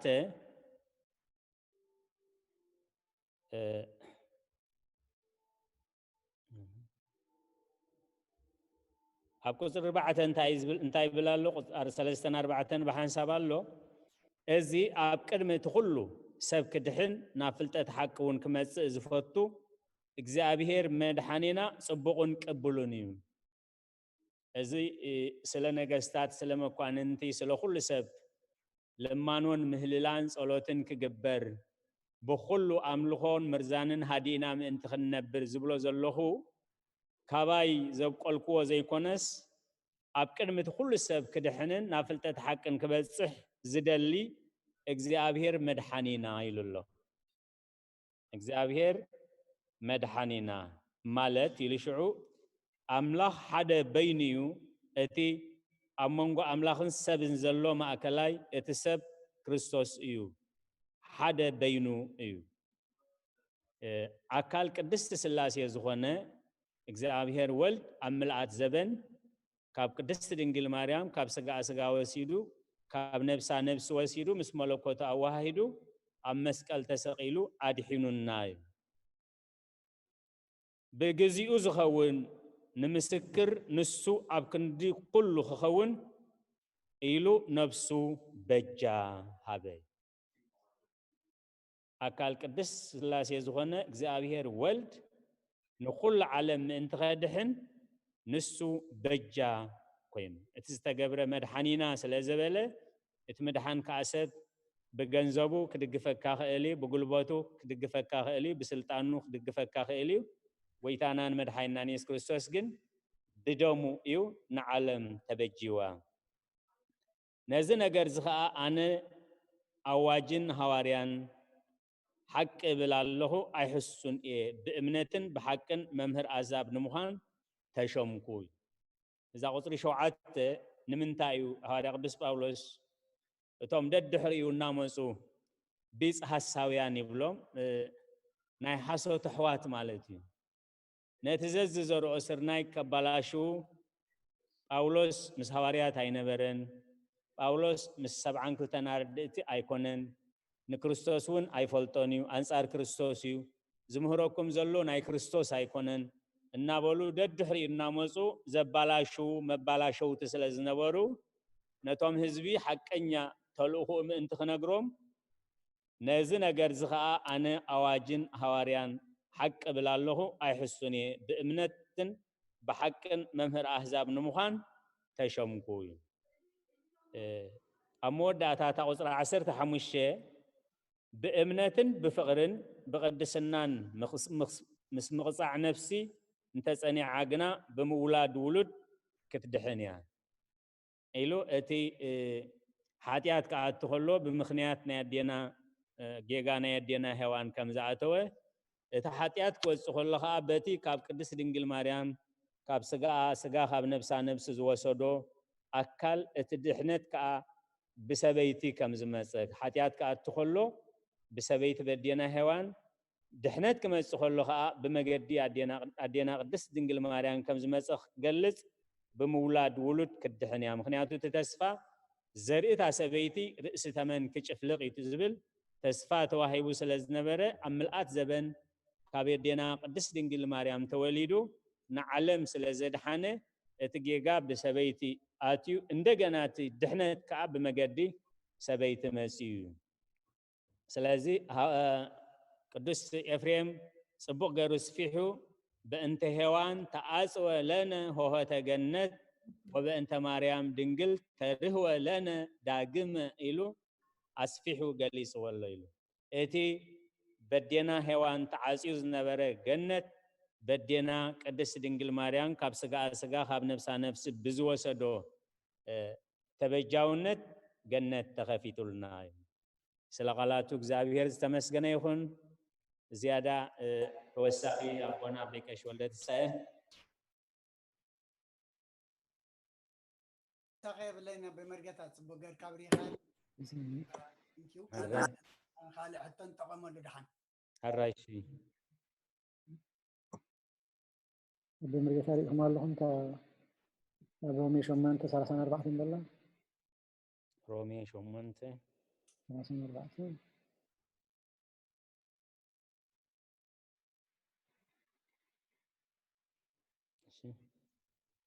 الراي تحته ممر تخلص انت تحته حتى رومي شمانته 34 اتي زخنن كمن اي كريستوس يسوس اتي زموته اره كموتات እኳ ዝተንሰ አብየማን አምላክ ኮይኑን መንታና ዝልምን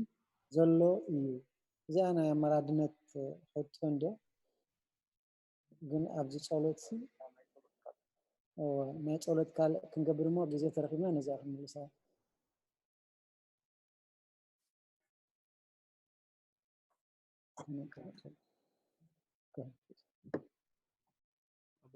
ካብ ቦይ ኪዳነ ዝመፀት ሕቶላ ኣርባዶ እወ ክንጽሊ ከለና ዓይንና ከፊትና ናብ ሰማይ እንዳጠመትና ጥራሕ ክኸውን ኣለዎ ዝበሃል ትምህርቲ ንሰምዕ ኣለና ሞ መጽሓፍ ቅዱስ ሃይማኖትና ነዚ ብኸመይ ይርዮ ካብ ብዙሓት ስለንሰምዖ ዘለናዮ ስለ ቃላቱ እግዚአብሔር ዝተመስገነ ይሁን። እታ ሕቶ ሓውና ዶክተር ጽጋብ ከም ብዋፀኒሖም ሰሚዕናያ ዲና ክንጽሊ ኮለናሲ ዓይንና ንሰማይ ጌርና ጥራይ ንሰማይ እናጠመትና ጥራይና ክንጽሊ ዘለና ይበሃል እሞ ኮሙዲት መምርሒ ቅዱስ ቤተ ክርስቲያን ስወይ ኣይኮነን ታሕቶ ሒዘያ እንተኮይነ ከመያ ትብል ዘላ ማለት ከማድያ ዶክተር እዋ ክንጽሊ ኮለናሲ ንሰማይ ገጽና እናጠመትና ጥራይ ኢና ክንጽሊ ዘለና ይበሃል እሞ እቲ ቅዱስ ቤተ ክርስቲያን እንታይ ትብል እዩ? እግዚአብሔር መስገን አቦና ማእኸልና አለው ኣብ ኪዳን ክጽልዩ ከለው ሲ እንታይ ይብሉ በዓል አቦና ዘእንተ ውስጥ ዓይንነ አብራህ ከለነ እዩ ነቲ ናይ ውሽጢ ዓይንና አብሪህካልና እዩ ኩሉ ግዜ ክጽልዩ ከለው ቦታትና ሃበነ እግዚኦ አእንተ አእምሮ ወትረ ቺያከ ይርአያ ወአእዛንነሂ ቃለ ዘባህቲትከ ይስማዓ እዩ ወአምላኽ ንዓኻ ጥራይ ዝርአያ የዒንቲ ልቢ ማለት እዩ ንዓኻ ጥራይ ዝሰምዓ አዒንቲ ልቢ ሃበና እዩ ስለዚ ኣብ ጸሎት እንታይ ክንገብር ከም ዘለና ልቢ አምላኽ ዳዊት ከዓ ኣብ ሕግኻ ተኣምራት ምእንቲ ክርእስ አዒንተይ ክፈተለይ እንዳበለ ይጽሊ ነይሩ ኣብ ሕግኻ ተኣምራት ምእንቲ ክርእስ አዒንተይ ክፈተለይ ክንጽልዮ ዘለና ጸሎት እዩ ኣብ መዝሙር ዳዊት 119 ቁጽሪ 18 እዩ ኣብ ሕግኻ ተኣምራት ክርእስ አዒንተይ ክፈተለይ ስለዚ ናብታ ሕቶ ብቐጥታ ንምለስ ኩሉ ግዜ ሓጢአትና ክንዝክር ኮለና ውድቀትና ክንዝክር ኮለና ንምድሪ እናጠመትና ውድቀትና እናዘከርና ንታሕቲ እናጠመትና ከምቲ እቲ ተጋዊ ንቤተ መቅደስ ከኣቱ ኣይደፈረን ንላዕሊ እውን ኣይጠመተን ኣፍ ልቡ እናውቅዐ ንዓይ መሓረኒ ዝብል ነበረ ሓጢአትና ክንዝክር ኮለና ውድቀትና ክንዝክር ኮለና ንመሬት ደኒና ሓጢአትና ክንዝክር ክብረ አምላኽ መጋቢነት አምላኽ ዘለዓለማውነት አምላኽ ፍቅረ አምላኽ ተበጃውነት አምላኽ ክንዝክር ኮለና ከዓ የእዳውና ዘርጊሕና ንጹሃት የእዳው ዘርጊሖም ይዝብል ቅዱስ ጽሑፍ ንሰማይ ገጽና ክብረ አምላኽ ክንጥምት ሓጢኣትና ውድቀትና ክንዝክር ከለና ግን ድንን ኢልና ናይ ትሕትና ምልክት ናይ ጣዕሳ ምልክት ድንን ኢልና ክንጽሊ ያ ቅዱስ ቤተ ክርስቲያን ኣብ ስርዓተ ጸሎት ሰሪዓቶ ዘላ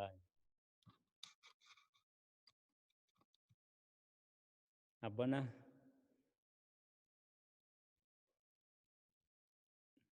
عندي أنا تا تقصي حيايا نيرة تكندي نلعلي إن تأمتنا يخون نمدري تدافئنا يخون تكندي تصلت كابل بي زمن شوى كخون اللو لك كمتي كبهال دسأنحة حتياتنا أبحلنا أنا أنت دا أمتسئنا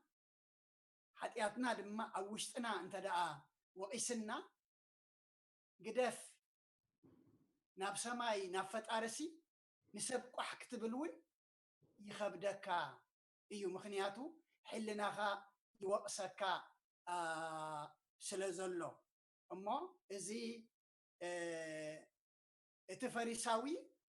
إنا تمكحة كسل خلو اتي تقاوغن قحلو نسماي ون عينتو ختمت اي دفرن انتاي دا افلبنا وقع نعاي نحاتياتنيا محرني النابله يصلي نبره يزبلمو حجي زياده اتتقاوي نا مدري تدفيو مصلايو طرح ديكونس صلاتو خمنتاي زمن چوئيو كابلبي زمن چوى ايو امو كان تغبها لنا تصنح ببونا ابوي مرجيتا للعلي قصنا نتقمتلو صلوتالو انا سجدنا انا ودقنا انا تسعنا نصليو صلوتالو كموين دنينا كم تتقاو نصليو صلوتونا لمو نايزن كلن مأسريت جن انت دعيلنا صلوتنا بلبي خون اللو بأمنت خون اللومو صلوتنا بأمنت بلبك خون دما زيابير نخلنا يحجزنا آمين آمين قال هو يسمع لنا أبونا كاب نبيات كاب هواريات بزح كم عقمنا سلزخون إمبر نبي إلياس كسل خلصي رؤسو أمن قخل تأجرو أركيرو يسألنا هرايبل ما نقوله إلياس كم غيرو سلسلة كل سبي خلو مالته يكون هنا إلياس جن كل جزية خسل خلو رؤسو أمن قخل تأجرو أركيرو يسألنا يرويبل سلقالات بزاجر استمسكنا يخون آمين كاريوت كلا الله زمتت مصحف قدوس كمرنا خلصي كي باخذكم تصليو يبل قداماي تسلونكي 15 شعت للو كي باخذكم تصليو أجين استجاو نجر ويكان حدا نجر سدوليوس كل جزء كي باخذ تصلموني إزجاب يرجع نحاء كي باك أيدلين ما عاد شخات أتوتبل ويكا خمي جر كخات فلتا كي باخذكم تصليو سلزبالة نتانا قرت داليا كي باخذك تصلي ننوح جزيجن هاي ترخبان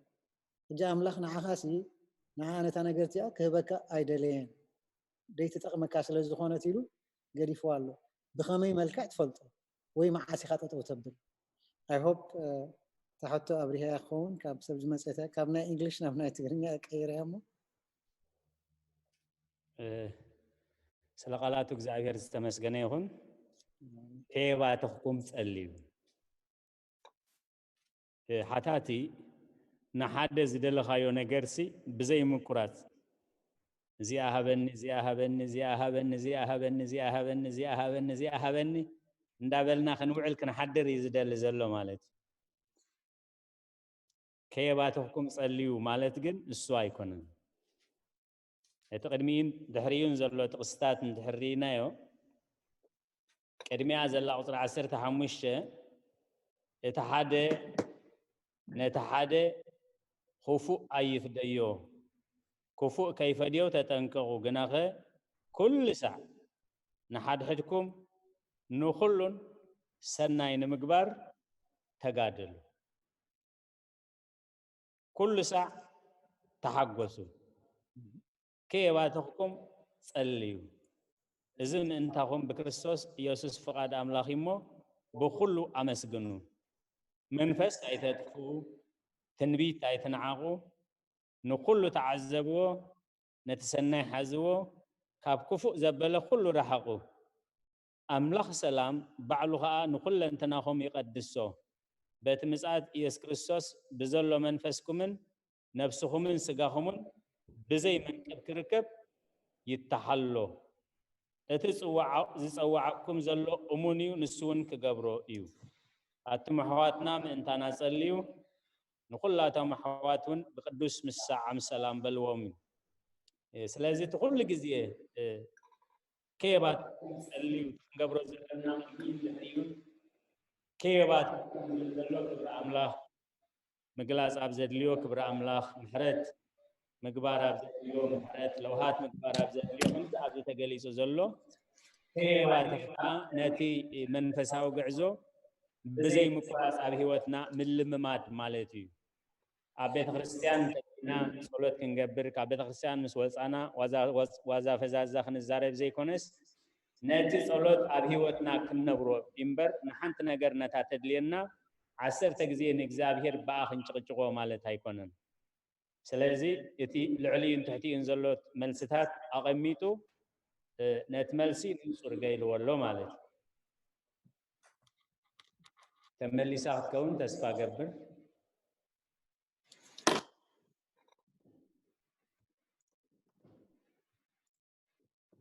رايت تمليسات كون تسفان قبل نتم حتت مالتي كالي حنت حتى لخلق مساز مصد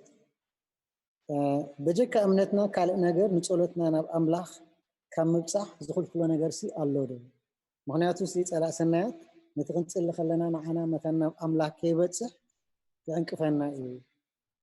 ويكا نعو نتصلتنا كيبصح سي زكالا خوينا صلا سنات وينا منفس ناتو الله موزياسي كما بجك امنت سي صلوتنا قبول كيكون زخل كل نجر الله ديو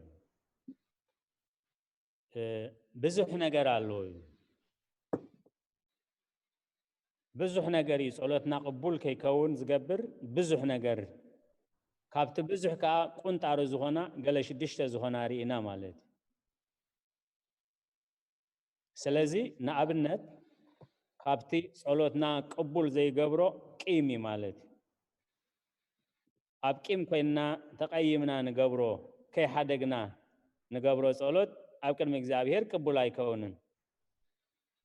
بمثل غيرها بيتانا يس كريستوس نغيرناي أماتيوس معرف 10 شومنت 35 نفس وكفكم ننحو نتبدلوا بب لبهم يقرأ انت زيبلكم له اتسمايا وابهم دما كم خبركم سلازي اتشحمه كليت زتحاد قالو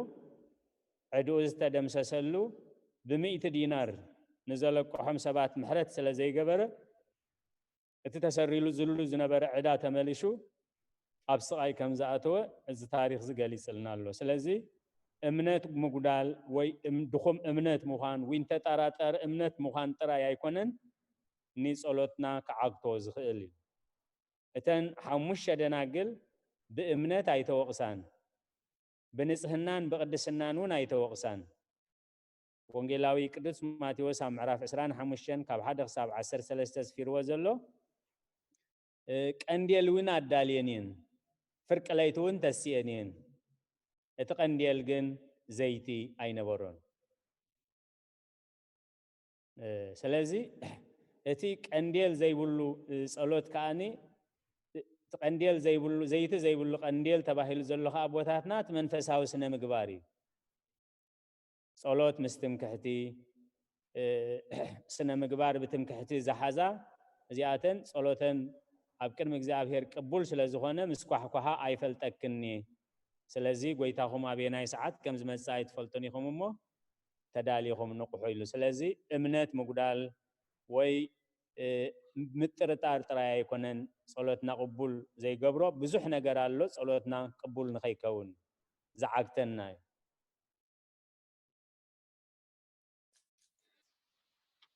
عليود ካልእ ሕቶን ድሕር ኣለኩም ብዛዕባ ጸሎት ንሎማዓንቲ ሕቶታትና ኩሉ ብዛዕባ ጸሎት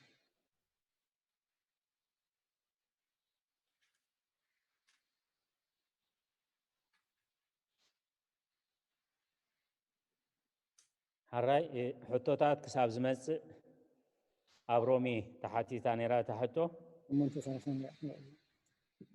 فقري እግዚአብሔር ዝብል አርእስቲ ካብ 31 አርእስቲ ገይርዎ ዘሎ እቶም ኣብ ሒዝና ዘለና መጽሓፍ ቅዱስ ፍቅሪ እግዚአብሔር ኩሉ ግዜ አንብብ ባለ ክርታስ እንጥንታ እስከ ተፍጻሜታ እዚኣ ንሓዛ ንሓደ አርእስቲ ካብ መጀመሪኡ ክሳብ መወዳእቱ ነንብቦ እዩ በአርሲ ብዛዕባ ዝነገር እዚ እንታይ ክንብል ኢና أملاخ مسانا خاب كونه من يزكاومنا اتن ودك كلاتنا حليف ذهب ومبر زين حفو كما يدعاه مسو كل زي هبنا نتحد ودو اي بحر ودو بجاء معنا ادهننا نتم حياة أملاخ تخصو مني أملاخ يتصدق اتزبون من كريستوس يسوس اتزموته رحمتان قرطنسه ابيمان املاح بين انتانا ظلمن زلو اتزخنن من يسوس اتزموته رحمتان قرطنسه ابيمان املاح بين انتانا ظلمن زلو كافر كريستوس زفلينا منيو كمايو ننتا خاملو معلتي نقتل اللونا كما باقيع محردون تقصرنا زبل صحف زلو ጭንቀት ዶ ጸበባ ዶ ስደት ዶ ጥሜት ዶ ዕርቃን ዶ ፍርህ ዶ ወይስ ሰይፊ ሞት ኮነ ወይ ህይወት መላእክቱ ሆነ ወይ ገዛእቲ ዘሎ ሆነ ወይ ዝመጽእ ወይ ኃይልታት ልዕል ዝበለ ሆነ ወይ ትሕት ዝበለ ካልእ ፍጥረቱን እንተሆነ ካብታ ኣብ ክርስቶስ ኢየሱስ ጎይታና ዘላ ፍቅሪ ኣምላኽ ከቶ ክፈልየና ከም ዘይኮነሉ ኣርጊጽ ኣለኹሞ በዚ ኩሉ በቲ ዘፍቀረና ኣጸቢቕና ንስዕር ኢና እዚ ሐዋርያ ጳውሎስ በጽሒዎ ዘሎ ጸጋ እግዚአብሔር ጸጋ ኣብዚሕሉ ሳልሳይ ሰማይ በጽሑ ህይወቱን ብተግባር ዝኸፈሎ ምእንትታ ቤተ ክርስቲያን ምእንቲ ዝተኸፍለሉ ዋጋ ብዘይ ቀልዓለን ዋጋ ከፊሉ ስለዚ እቲ ዝደልዮ ዘሎ ኸዓ ምእንቲ እምነትና ምእንቲ ዘለዓለማዊ ህይወትና ክንድዚ ዝኣክል ትብዓት ክንድዚ ዝኣክል ጽንዓት ንኽህልወና ኢት መልእኽቲ ካብ ፍቅሪ ክርስቶስ ዝፈልየና መን እዩ እታ ተሓቲታ ዘላ ግን ሓንቲ ጥቕስያ ማለት እሳኻ እንታያ እቲ ኣብ የማን ኣምላኽ ኮይኑ ምእንታና ዝልምን ዘሎ እዩ ባህርየ መለኮት ሙሉእ ሰፊሕ የማን ጸጋም የብሉን እቲ ተሰገወ ስጋ ግን ውሱን እዩ ስለዚ ዮሐንስ አፈወርቅ መላእኽቲ ኣብ ዙርያ መንበሪዮም ዝቆሙ ወዲ ሰብ ግን ኣብ ዙርያ ኣብ ትመንበረ ጸባኦት ኣብ ትመንበረ መለኮት ዝቕመጥ ኢሉ ኣብቲ ናይ ስርዓተ ኣምልኾ ናይ ቅድስት ቤተ ክርስቲያንና ዲበ መንበርክሙ ሰብአ ኣምላከ ነጸሩ ቹሩቤል ወሱራፌል ታህተ እገሪሁ ገረሩ እስመ ለሊሁ አዘዘ ወእሉ ተፈጥሩ ሱራፌልን ቹሩቤልን ኣብቲ መንበር ጸባኦት እቲ ሰብ ዝኾነ ኣምላኽ እቲ መለኮት ዝተዋህዶ ሰብ ኣብ መንበር ጸባኦት ምስረአዩ ቹሩቤልን ሱራፌልን ሰገዱሉ ከመይ ንሱ ኣዚዙ እሳቶን ከዓ ተፈጢሮም እዮም ፍጹም ኣምላኽ ፍጹም ሰብ ዝኾነ ጎይታ ኢየሱስ ክርስቶስ እቲ ካብ ቤተልሔም ጀሚሩ ክሳብ ዕርገቱ ዝኸፈለልና ዋጋ ንዓና ንድሕነት ዓለም ዝተኸፍለ ዋጋ እዩ ስለዚ እቲ ኣብ መሬት ኮይኑ ዝገበሮ ነገር እሱ እዩ ንዓና ሕጂ ዝጠቕመና እምበር ከመ ተሓሳስባ ሕጂ ጎይታ ኢየሱስ ክርስቶስ ኣብ ስጋ ስለ ዝተዋህደ ፍጹም ሰብ ስለ ዝኾነ እቲ ፍጹም ሰብ ኣብቲ መለኮታዊ ባህሪ ክሰግድ ይነብር ወይ ክልምን ይነብር ማለት ኣይኮነን أتي أبجزي تسجعونا تزجبروا نجرجن نعنا ندحنتنا نتبجاوينتنا ملو إيو سلازي كما هاريا باولوس كفقر كريستوس من يزفلينا لنا نابزس أجاز خنبتسعي هاريا باولوس بتنسز تعاوز أجا كنملالس زمخرنا نزت بعنا نزل لما أسعسر إمناتكم صعب زابير يدقفنا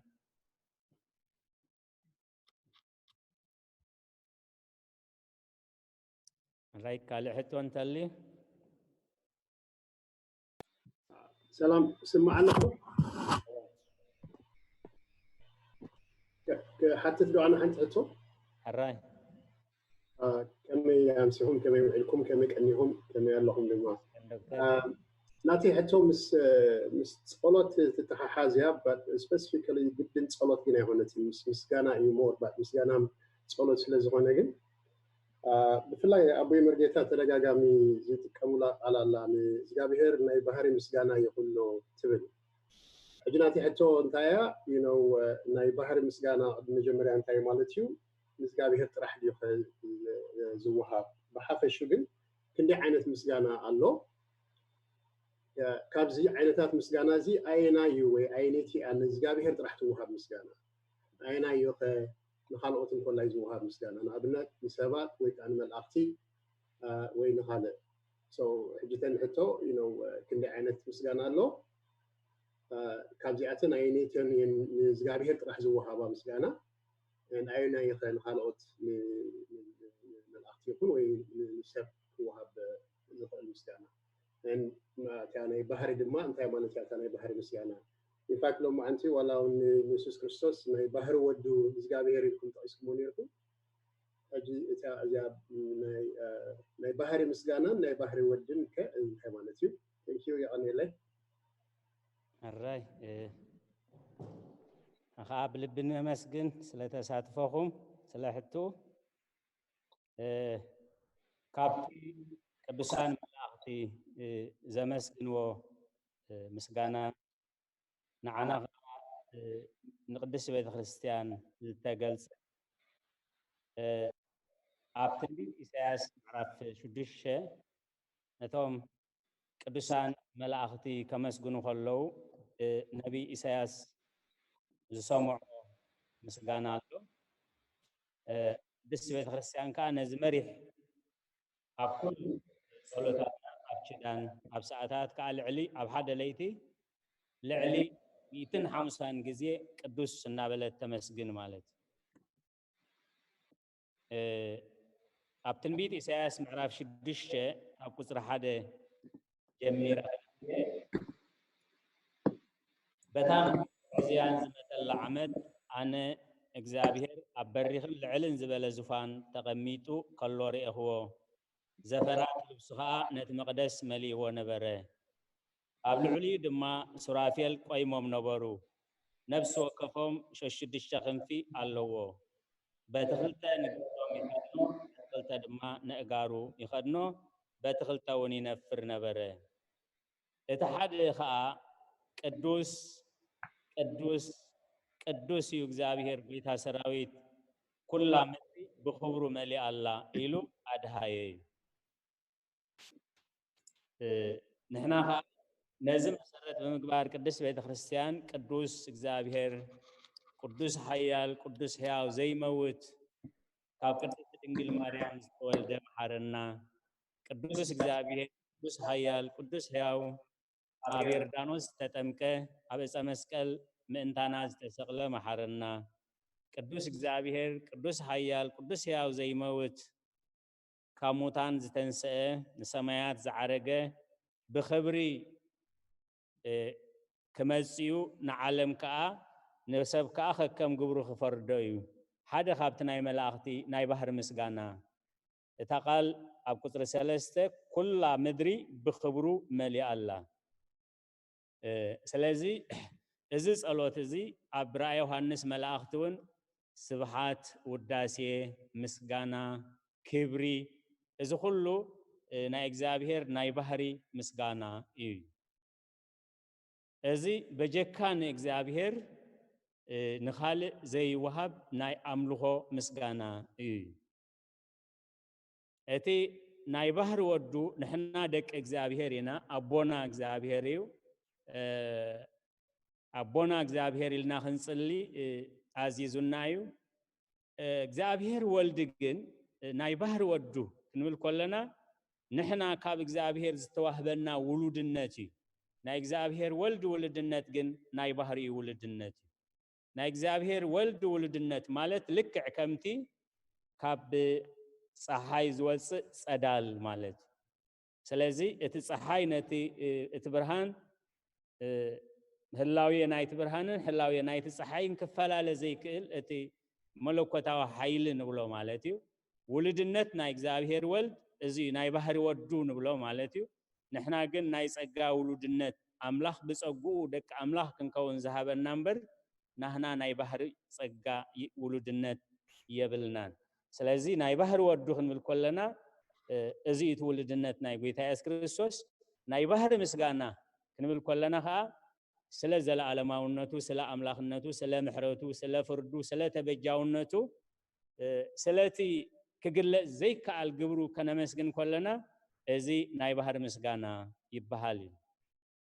ንኣብነት ልበ አምላኽ ዳዊት ብስነ ፍጥረት ገይሩ መዝሙሩ ከመስግን ኮሎ እንታይ ዝብል ጸልማት ተምጽእ እሞ ለይቲ ኢልካ ትሰምዮ አራዊት ከዓኒ ይንቀሳቀሱ ናባኻ ከዓ ምግቢ ይልምኑ እስኻ ከዓ ምግቦም ትህቦም ፀሐይ ክበርቕ ኮሎ ከዓ ዝሰጎጎም ዘይብሎም ብሕጊ ተፈጥሮ ቦታ ንሰብ ገዲፎምሉ በቦቶኦም ይሕዙ ፀሐይ ክበርቕ ኮሎ ከዓ ሰብ ንዕይኡ ይወፍር ስርሕ ውዒሉ ከዓ ብሕጊ ተፈጥሮ ምሸት ንገዝኡ ይኣቱ ምስ በለ ኦ እግዚኦ እጹብ ግብርከ ወኩሉ በጥበብ ገበርከ እዩ ወአምላኽ ተግባርካ ድንቂ ንኹሉ ከዓ ብጥበብ ገበርካዮ እዩ ካብዞም ናይ ቤተክርስቲያን አቦታት ቅዳሴ ዝደረሱ ቅዱስ አትናቴዎስ ከዓ እንታይ ኢሉሎ ወ እግዚአብሔር ንነፋስ ክኸይድ እናተሰምዐ ከም ዘይርአ ትገብሮ ንግመ ክኸይድ እናተራእየ ከም ዘይስማዕ ትገብሮ ስራሕኻ ድንቂ እዩ እናበለ የመስግን ነይሩ እዩ ስለዚህ ነቲ መለኮታዊ ስራሕ ነቲ ተበጃውነት ከነድንቕ ኮለና ናይ ባህር ምስጋና ይበሃል እቲ ንሰብ ዝወሃብ ምስጋና ግን ከምቲ ኩነታቱ ንኣብነት ልበ አምላኽ ዳዊት ንአቢጋል ደም ከፍስስ እናተዳለወ ከሎ መጽያ ጎይታይሲ ውግእ እግዚአብሔር ዝዋጋእ እምበር ሕነ ደም ዝፈዲ ክኸውን ኣይግብኦን እዩ ጎይታይ ውግእ እግዚአብሔር ዝዋጋእ እዩ ንጹህ ደም ምፍሳስካስ እግዚአብሔር ካብዚ ይሰውርካ ንጹህ ሰብ ደም አፍሲስካ ክትሳቀ ኣብ ጭንቂ ከይትነብር ምእንቲ ኢላ ጎይታይ እናበለት ብትሕትና ሓሳቡ ከም ዝልውጥ ምስ ገበረቶ እንታይ ኢልዋ በአምላኽ ዳዊት ሎማዓንቲ እግዚአብሔር ንዓኽል ኢኹ ንጹህ ደም ከየፍስስ ስለዝዓገተኒ እግዚአብሔር ይባርኽኪ ብርኽቲ ኢኺ ኢሉ አመስጊንዋ እዩ እግዚአብሔር ንዓኽል ኢኹ ንጹህ ደም ንከየፍስስ ስለዝዓገተኒ ስለዚ መን እዩ ዝዓግቶ ዘሎ እግዚአብሔር መን ኢሉ ግን ነቢ ወይ ካህን ዘይኮነስ ንአቢጋይል ኢኹ እዩ ስለዚ ከምዚ ኢሉ ልበ አምላኽ ዳዊት ንአቢጋል አመስጊንዋ ሎሚ ንጹህ ደም ከየፍስስ ምእንቲ እግዚአብሔር ንዓኽል ኢኹ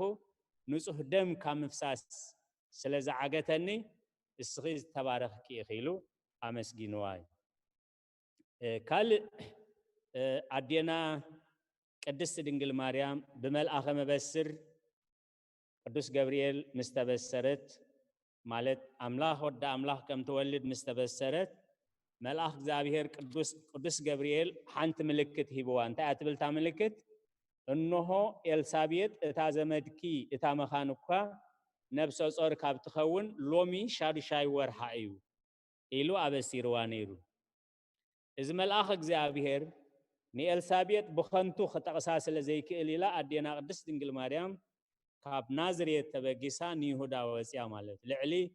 170 አካባቢ ኪሎሜትር ተጓዒዛ እያ ማለት ስለዚ መፅያ ንኤልሳቤጥ ሰላም ምስ በለታ ግን ኣዴና ኤልሳቤጥ እንታይ እያ ትብል ኣደ ጎይታይ ናባይ ክትመጽስ እዚ ካበይ ኮነለይ ኣደ ጎይታ ኣደ ኣምላኽ ትብላ ንመጀመርያ እዚ ካበይ ኮነለይ እንሆ ድምፂ ሰላምታኺ ምስ ሰምዐ እቲ ሕፃን ኣብ ከርሰይ ብሓጎስ ተሰራሰረ ኣደ ጎይታይ ናባይ ክትመጽስ እዚ ካበይ ኮነለይ ስለዚ በቲ እግዚአብሔር ዝዓዮ ዕዮ ቶም ናይ እግዚአብሔር ሰባት ብዝኾነ መገዲ እግዚአብሔር ክረድኦምን ክሕግዞምን ከሎ ዕዮ እግዚአብሔር ውዕለት እግዚአብሔር እናዘከሩ ነቶም ጽቡቕ ውዕለት ዝተዋዕሉ ከዓ ዝግብኦም ምስጋና የቕርብሎም መሊሰያ ክኸውን ብኸፊል ተስፋ ገብር ዶክተር ቃለ ሕይወት የስማዕና ንብዓት ጽቡቕ ተመሊሳ ግዜና ተኣክል ስለ ዘላ ክልተ መተሓሳሰብ ኣለዋና ድሕሪኡ ብጸሎት ክንዓጽ ኢና ማለት እዩ እታ ቀዳመይቲ ናይ ትምህርቲ ክፍሊ ሰንበት መጽሓፍ ቅዱስ ናይ ደቅና ጽባሕ እዩ ሰዓት 10 ስጋዕ 10 ፈረቓ እንደሎ ናይ ኤሌመንተሪ and middle school ማለት እዩ ካብ 10:40 ስጋዕ 11:20 እንደሎ ከዓ ናይ ሃይ ስኩል ወጃኹም ኢለኩም ክትኣትዉ ከለኹም ምስ ደቅኹም እተው ብፍላይ ናይቶም ኤሌመንተሪ and middle school ምስኦም ከዓ ከፈሉ ተራኺልኩም እታ ካልአይቲ ከዓ ኣብቲ ጉግል ክላስሩም ሲ ኣቴንድ ክትገብሩ ኣለኩም ወይ ከዓ ክትሳተፉ ኣለኩም ኣብኡ እንድሕር ተሳቲፍኩም ናይቲ ዝመፅእ ዘሎ ሰሙን ኖትስ ክሰደልኩም እዩ ተደይ ኮይኑ ክሰደልኩም ኣይክእልን እዩ ስለዚ ኣንቢብኩሞ ትመፁ ድሓር ሕቶ እውን እንተለኩም ናይ 9 መዓልቲ ሕቶ ማለት እዩ ክትሓቱ ትኽእሉ ኣብዚ ዳርጋ 17 ሰባት 18 ንርኢ ኣለኹ ኣብቲ ጉግል ክላስሩም ግን ሜይቢ 11 ሰባት 12 ሰባት ጥራይ እንደሎ ስለዚ ኣብ ዩቱብ ከዓ 17 ዝኾኑ ኣለዉ ኣብ ፌስቡክ ከዓ ከምኡ ሕጂሲ ኩልኻትኩም ኣይተመዝገብኩምን እቲ ኖትስ ኣይመፀኩምን እዩ ዘሎ ዝያዳ መታን ክትከስቡ ሲ ኩላትና መታን ክንከስብ እቲ ኖትስ እንተ ደኣ ክሰደልኩም ደሊኹም ኣብኡ ተመዝገቡ እቲ ኢዚ ንሓደ ሰብ ንሓንቲ ግዜ በኣ ገብራ ኩሉ ሰብ ካብኡ ይወስዱ ካልእ ማዕፀው መተሓሳሰብ ተለኩም ኣብ ብምርጌታ ድሕሪኡ ደቀሺ ራይት ስለቃላቱ እግዚአብሔር ዝተመስገነ ይኹን ንሕና እንተለና ኣምላኽ እንተፈቐዶ ካብ ብዝመጽእ ዓርቢ ቃል እግዚአብሔር ዝብል ኣርእስቲ ኢና ቃል እግዚአብሔር እንታይ እዩ ብኸመይ ነጽንዖ ብኸመይ ነንብቦ ብኸመይ ንርድኦ ከምዚ ንከታተሎ ዘለና ብግቡእ እንተተኸታቲልናዮ ንኩላህና ክጠቕመና እዩ ሕጂ ኣቦና ኣበይ ቀሺ ወልደ ትንሳኤ ቃል ምዕዳን ገይርኩም ኣባታዊ ምኽሪ ገይርኩም ብጸሎት ክትዓጽውልና ብትሕትና የዘኻኽር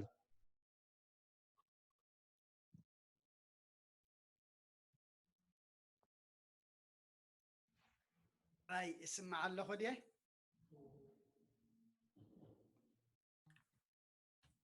سمع الله خديه هو سمع الله هو سمعكم الله باش راي سلا كله زيابير مسغانا يبصحيو أبونا أبويا مرجيتا دما قال هيوت يسمع لنا نأجل قلت زمن كادما يبارخ أي بحكي نتي بصلوت أرسته تحجو كن مهارو زقننا صبق غيرو እትግዚአብሔር ዝሃቦ ጸጋ በትፍልጠቱ በብ መደቡ አቦና አበይ መርጌታ ክምህረና ቀኒ እሞ ነቲ ክንመሃሮ ዝቀነና ድማ ክንጥቀመሉ ኣብ ግብሪ ከነውዕሎ ድማ እግዚአብሔር ይሐግዘና ምክንያቱ ነቲ ትፈልጦ እንተ ዘይገርካዮ ነቲ ንፈልጦ ድማ እንተ ዘይነቢርናሉ مفلات طرح مدهانيت مفلات طرح دماني نابغزي ابيهر كقربنا ايكلنيو اتن فلطو قالو بصلوت مسمن كفالطنا لو مستوانا قال زخونه ويتانان املاخنان مدهانينان ኢየሱስ ክርስቶስ ከፋልጠና ክኽእል ኣለዎ እሞ እሽታ ድፋዕ ብሎ አቅርብተይ ክንሪአኩም ገጽኩም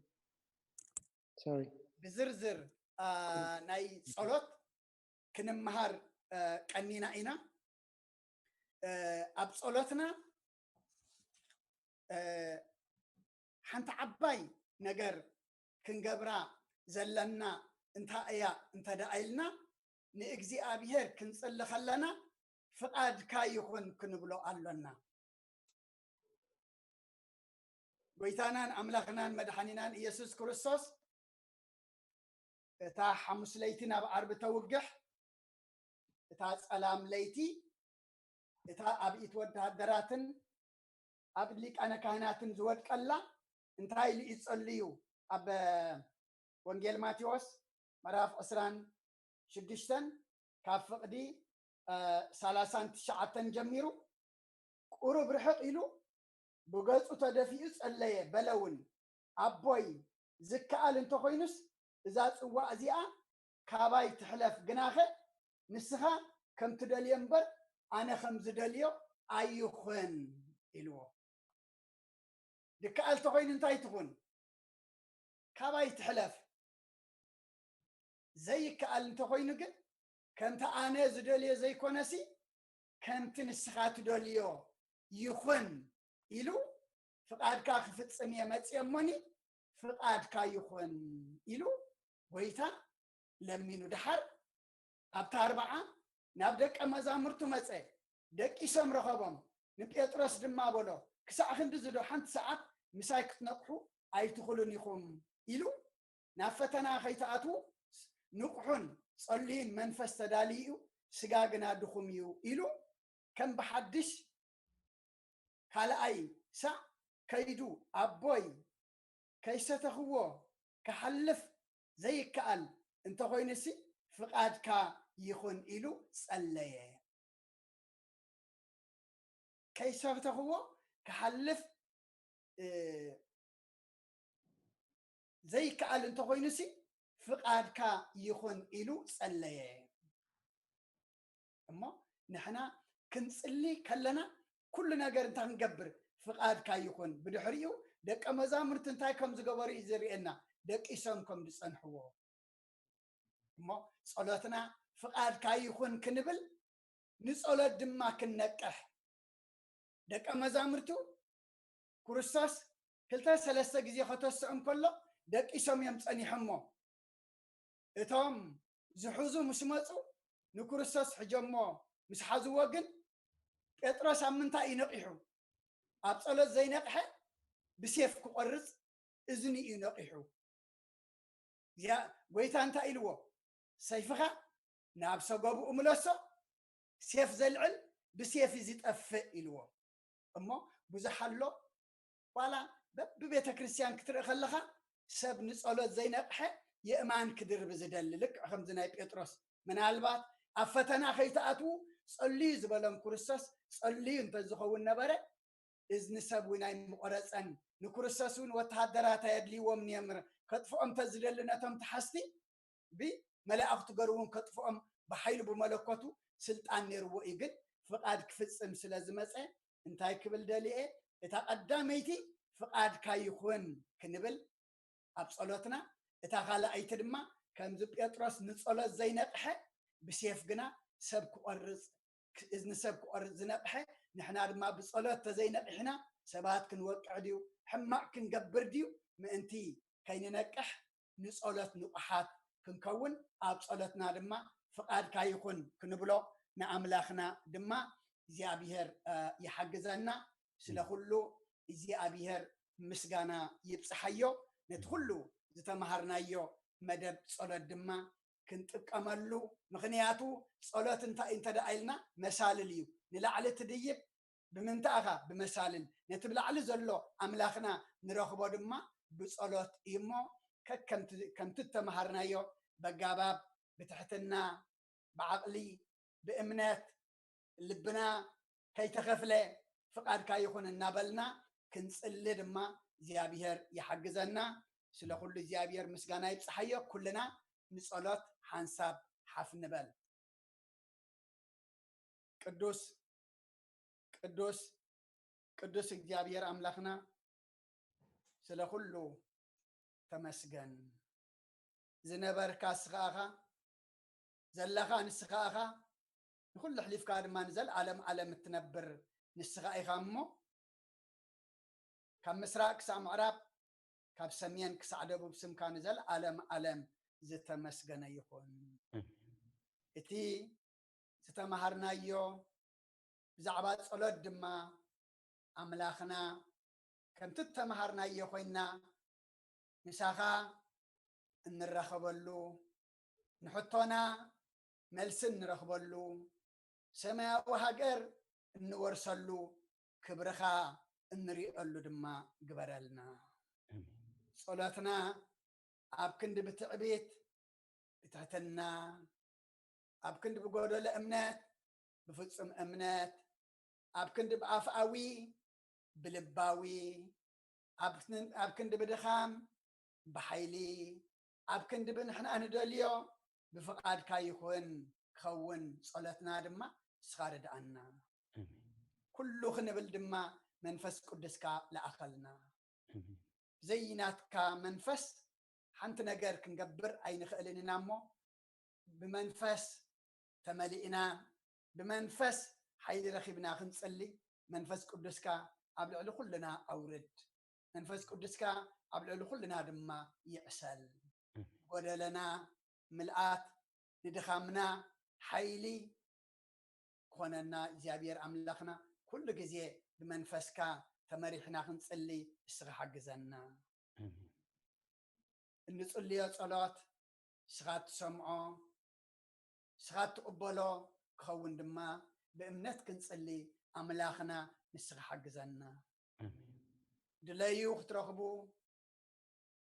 ፀውዑ ክስምዑ ካሕኩሑ ክትክፈቱ ኢልካ እናእኻ እሞ ከምቲ ስኻ ደልዮ ገርና ክንኩሕኩሕ ከምቲ ስኻ ደልዮ ገርና ክንልምን ከምቲ ስኻ ደልዮ ገርና ክንፅውዕ ድማ እስኻ ሓግዘና ኣፀዋውዓና ምኩሕኩሓና ምድላይና ብድልየት ስጋ ዘይኮነስ ኩሉ بدليت منفس قدوس بمريحنات منفس قدوس يكونلنا نبونا أدمان طعنان هبلنا احنا دما سمعنا فر هايمانوت فر منفس قدوس كمن نفرق برالنا إذا محبر زي إذا قوة إذا دما كمتي بحادة معلتي 3,000 نفسات أوريا بيطروس نابد حنات نابتمكت نزمت النفسات فح زبله زبنا تترحق هزبنا قال أملاك سمي وزل هزبنا دما نابز قبا أزي كساتف دما محبرنا قبائينا يعبيلنا قبائينا يعبيلنا قبائي عبي دما كلنا دما نعاغانا عبي نسم كان خبر دما قبرنا زي أب علمنا وريد زلو أب بيتنا عطينا حنتو أنقا ززاربنا زلو حمام فيروس كورونا فيروس دما إيجابي أملاخنا كاب علمنا كانت تطلنا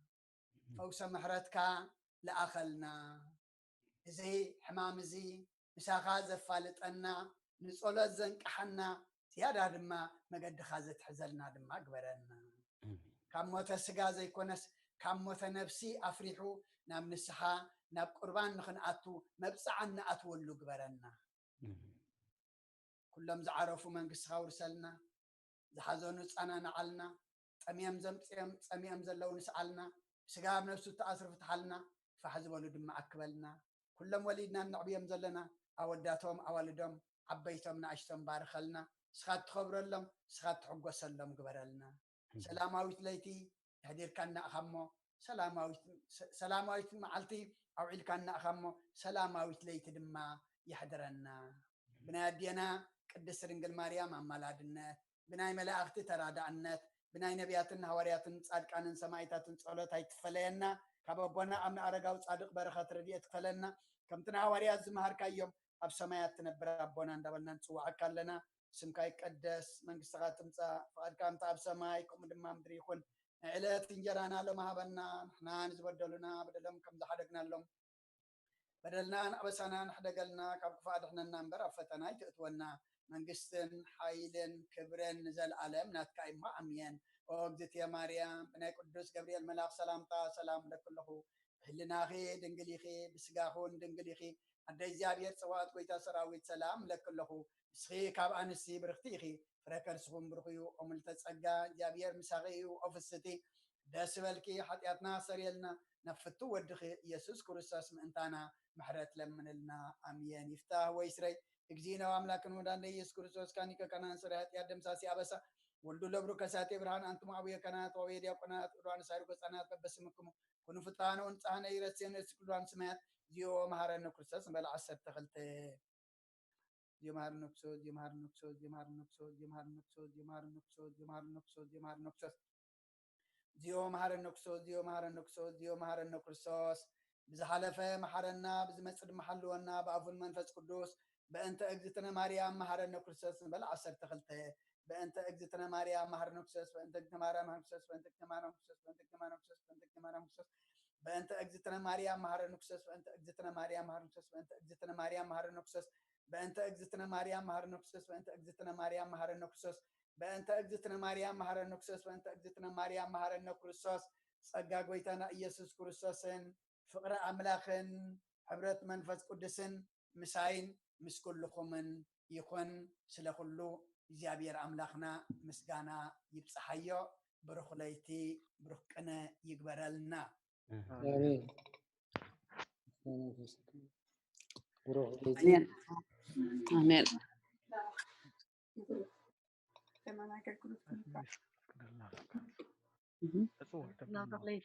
آمين سنبت مزمور قال سلازم حكم حنت مزمور كنقبل هنا Oh, that's good.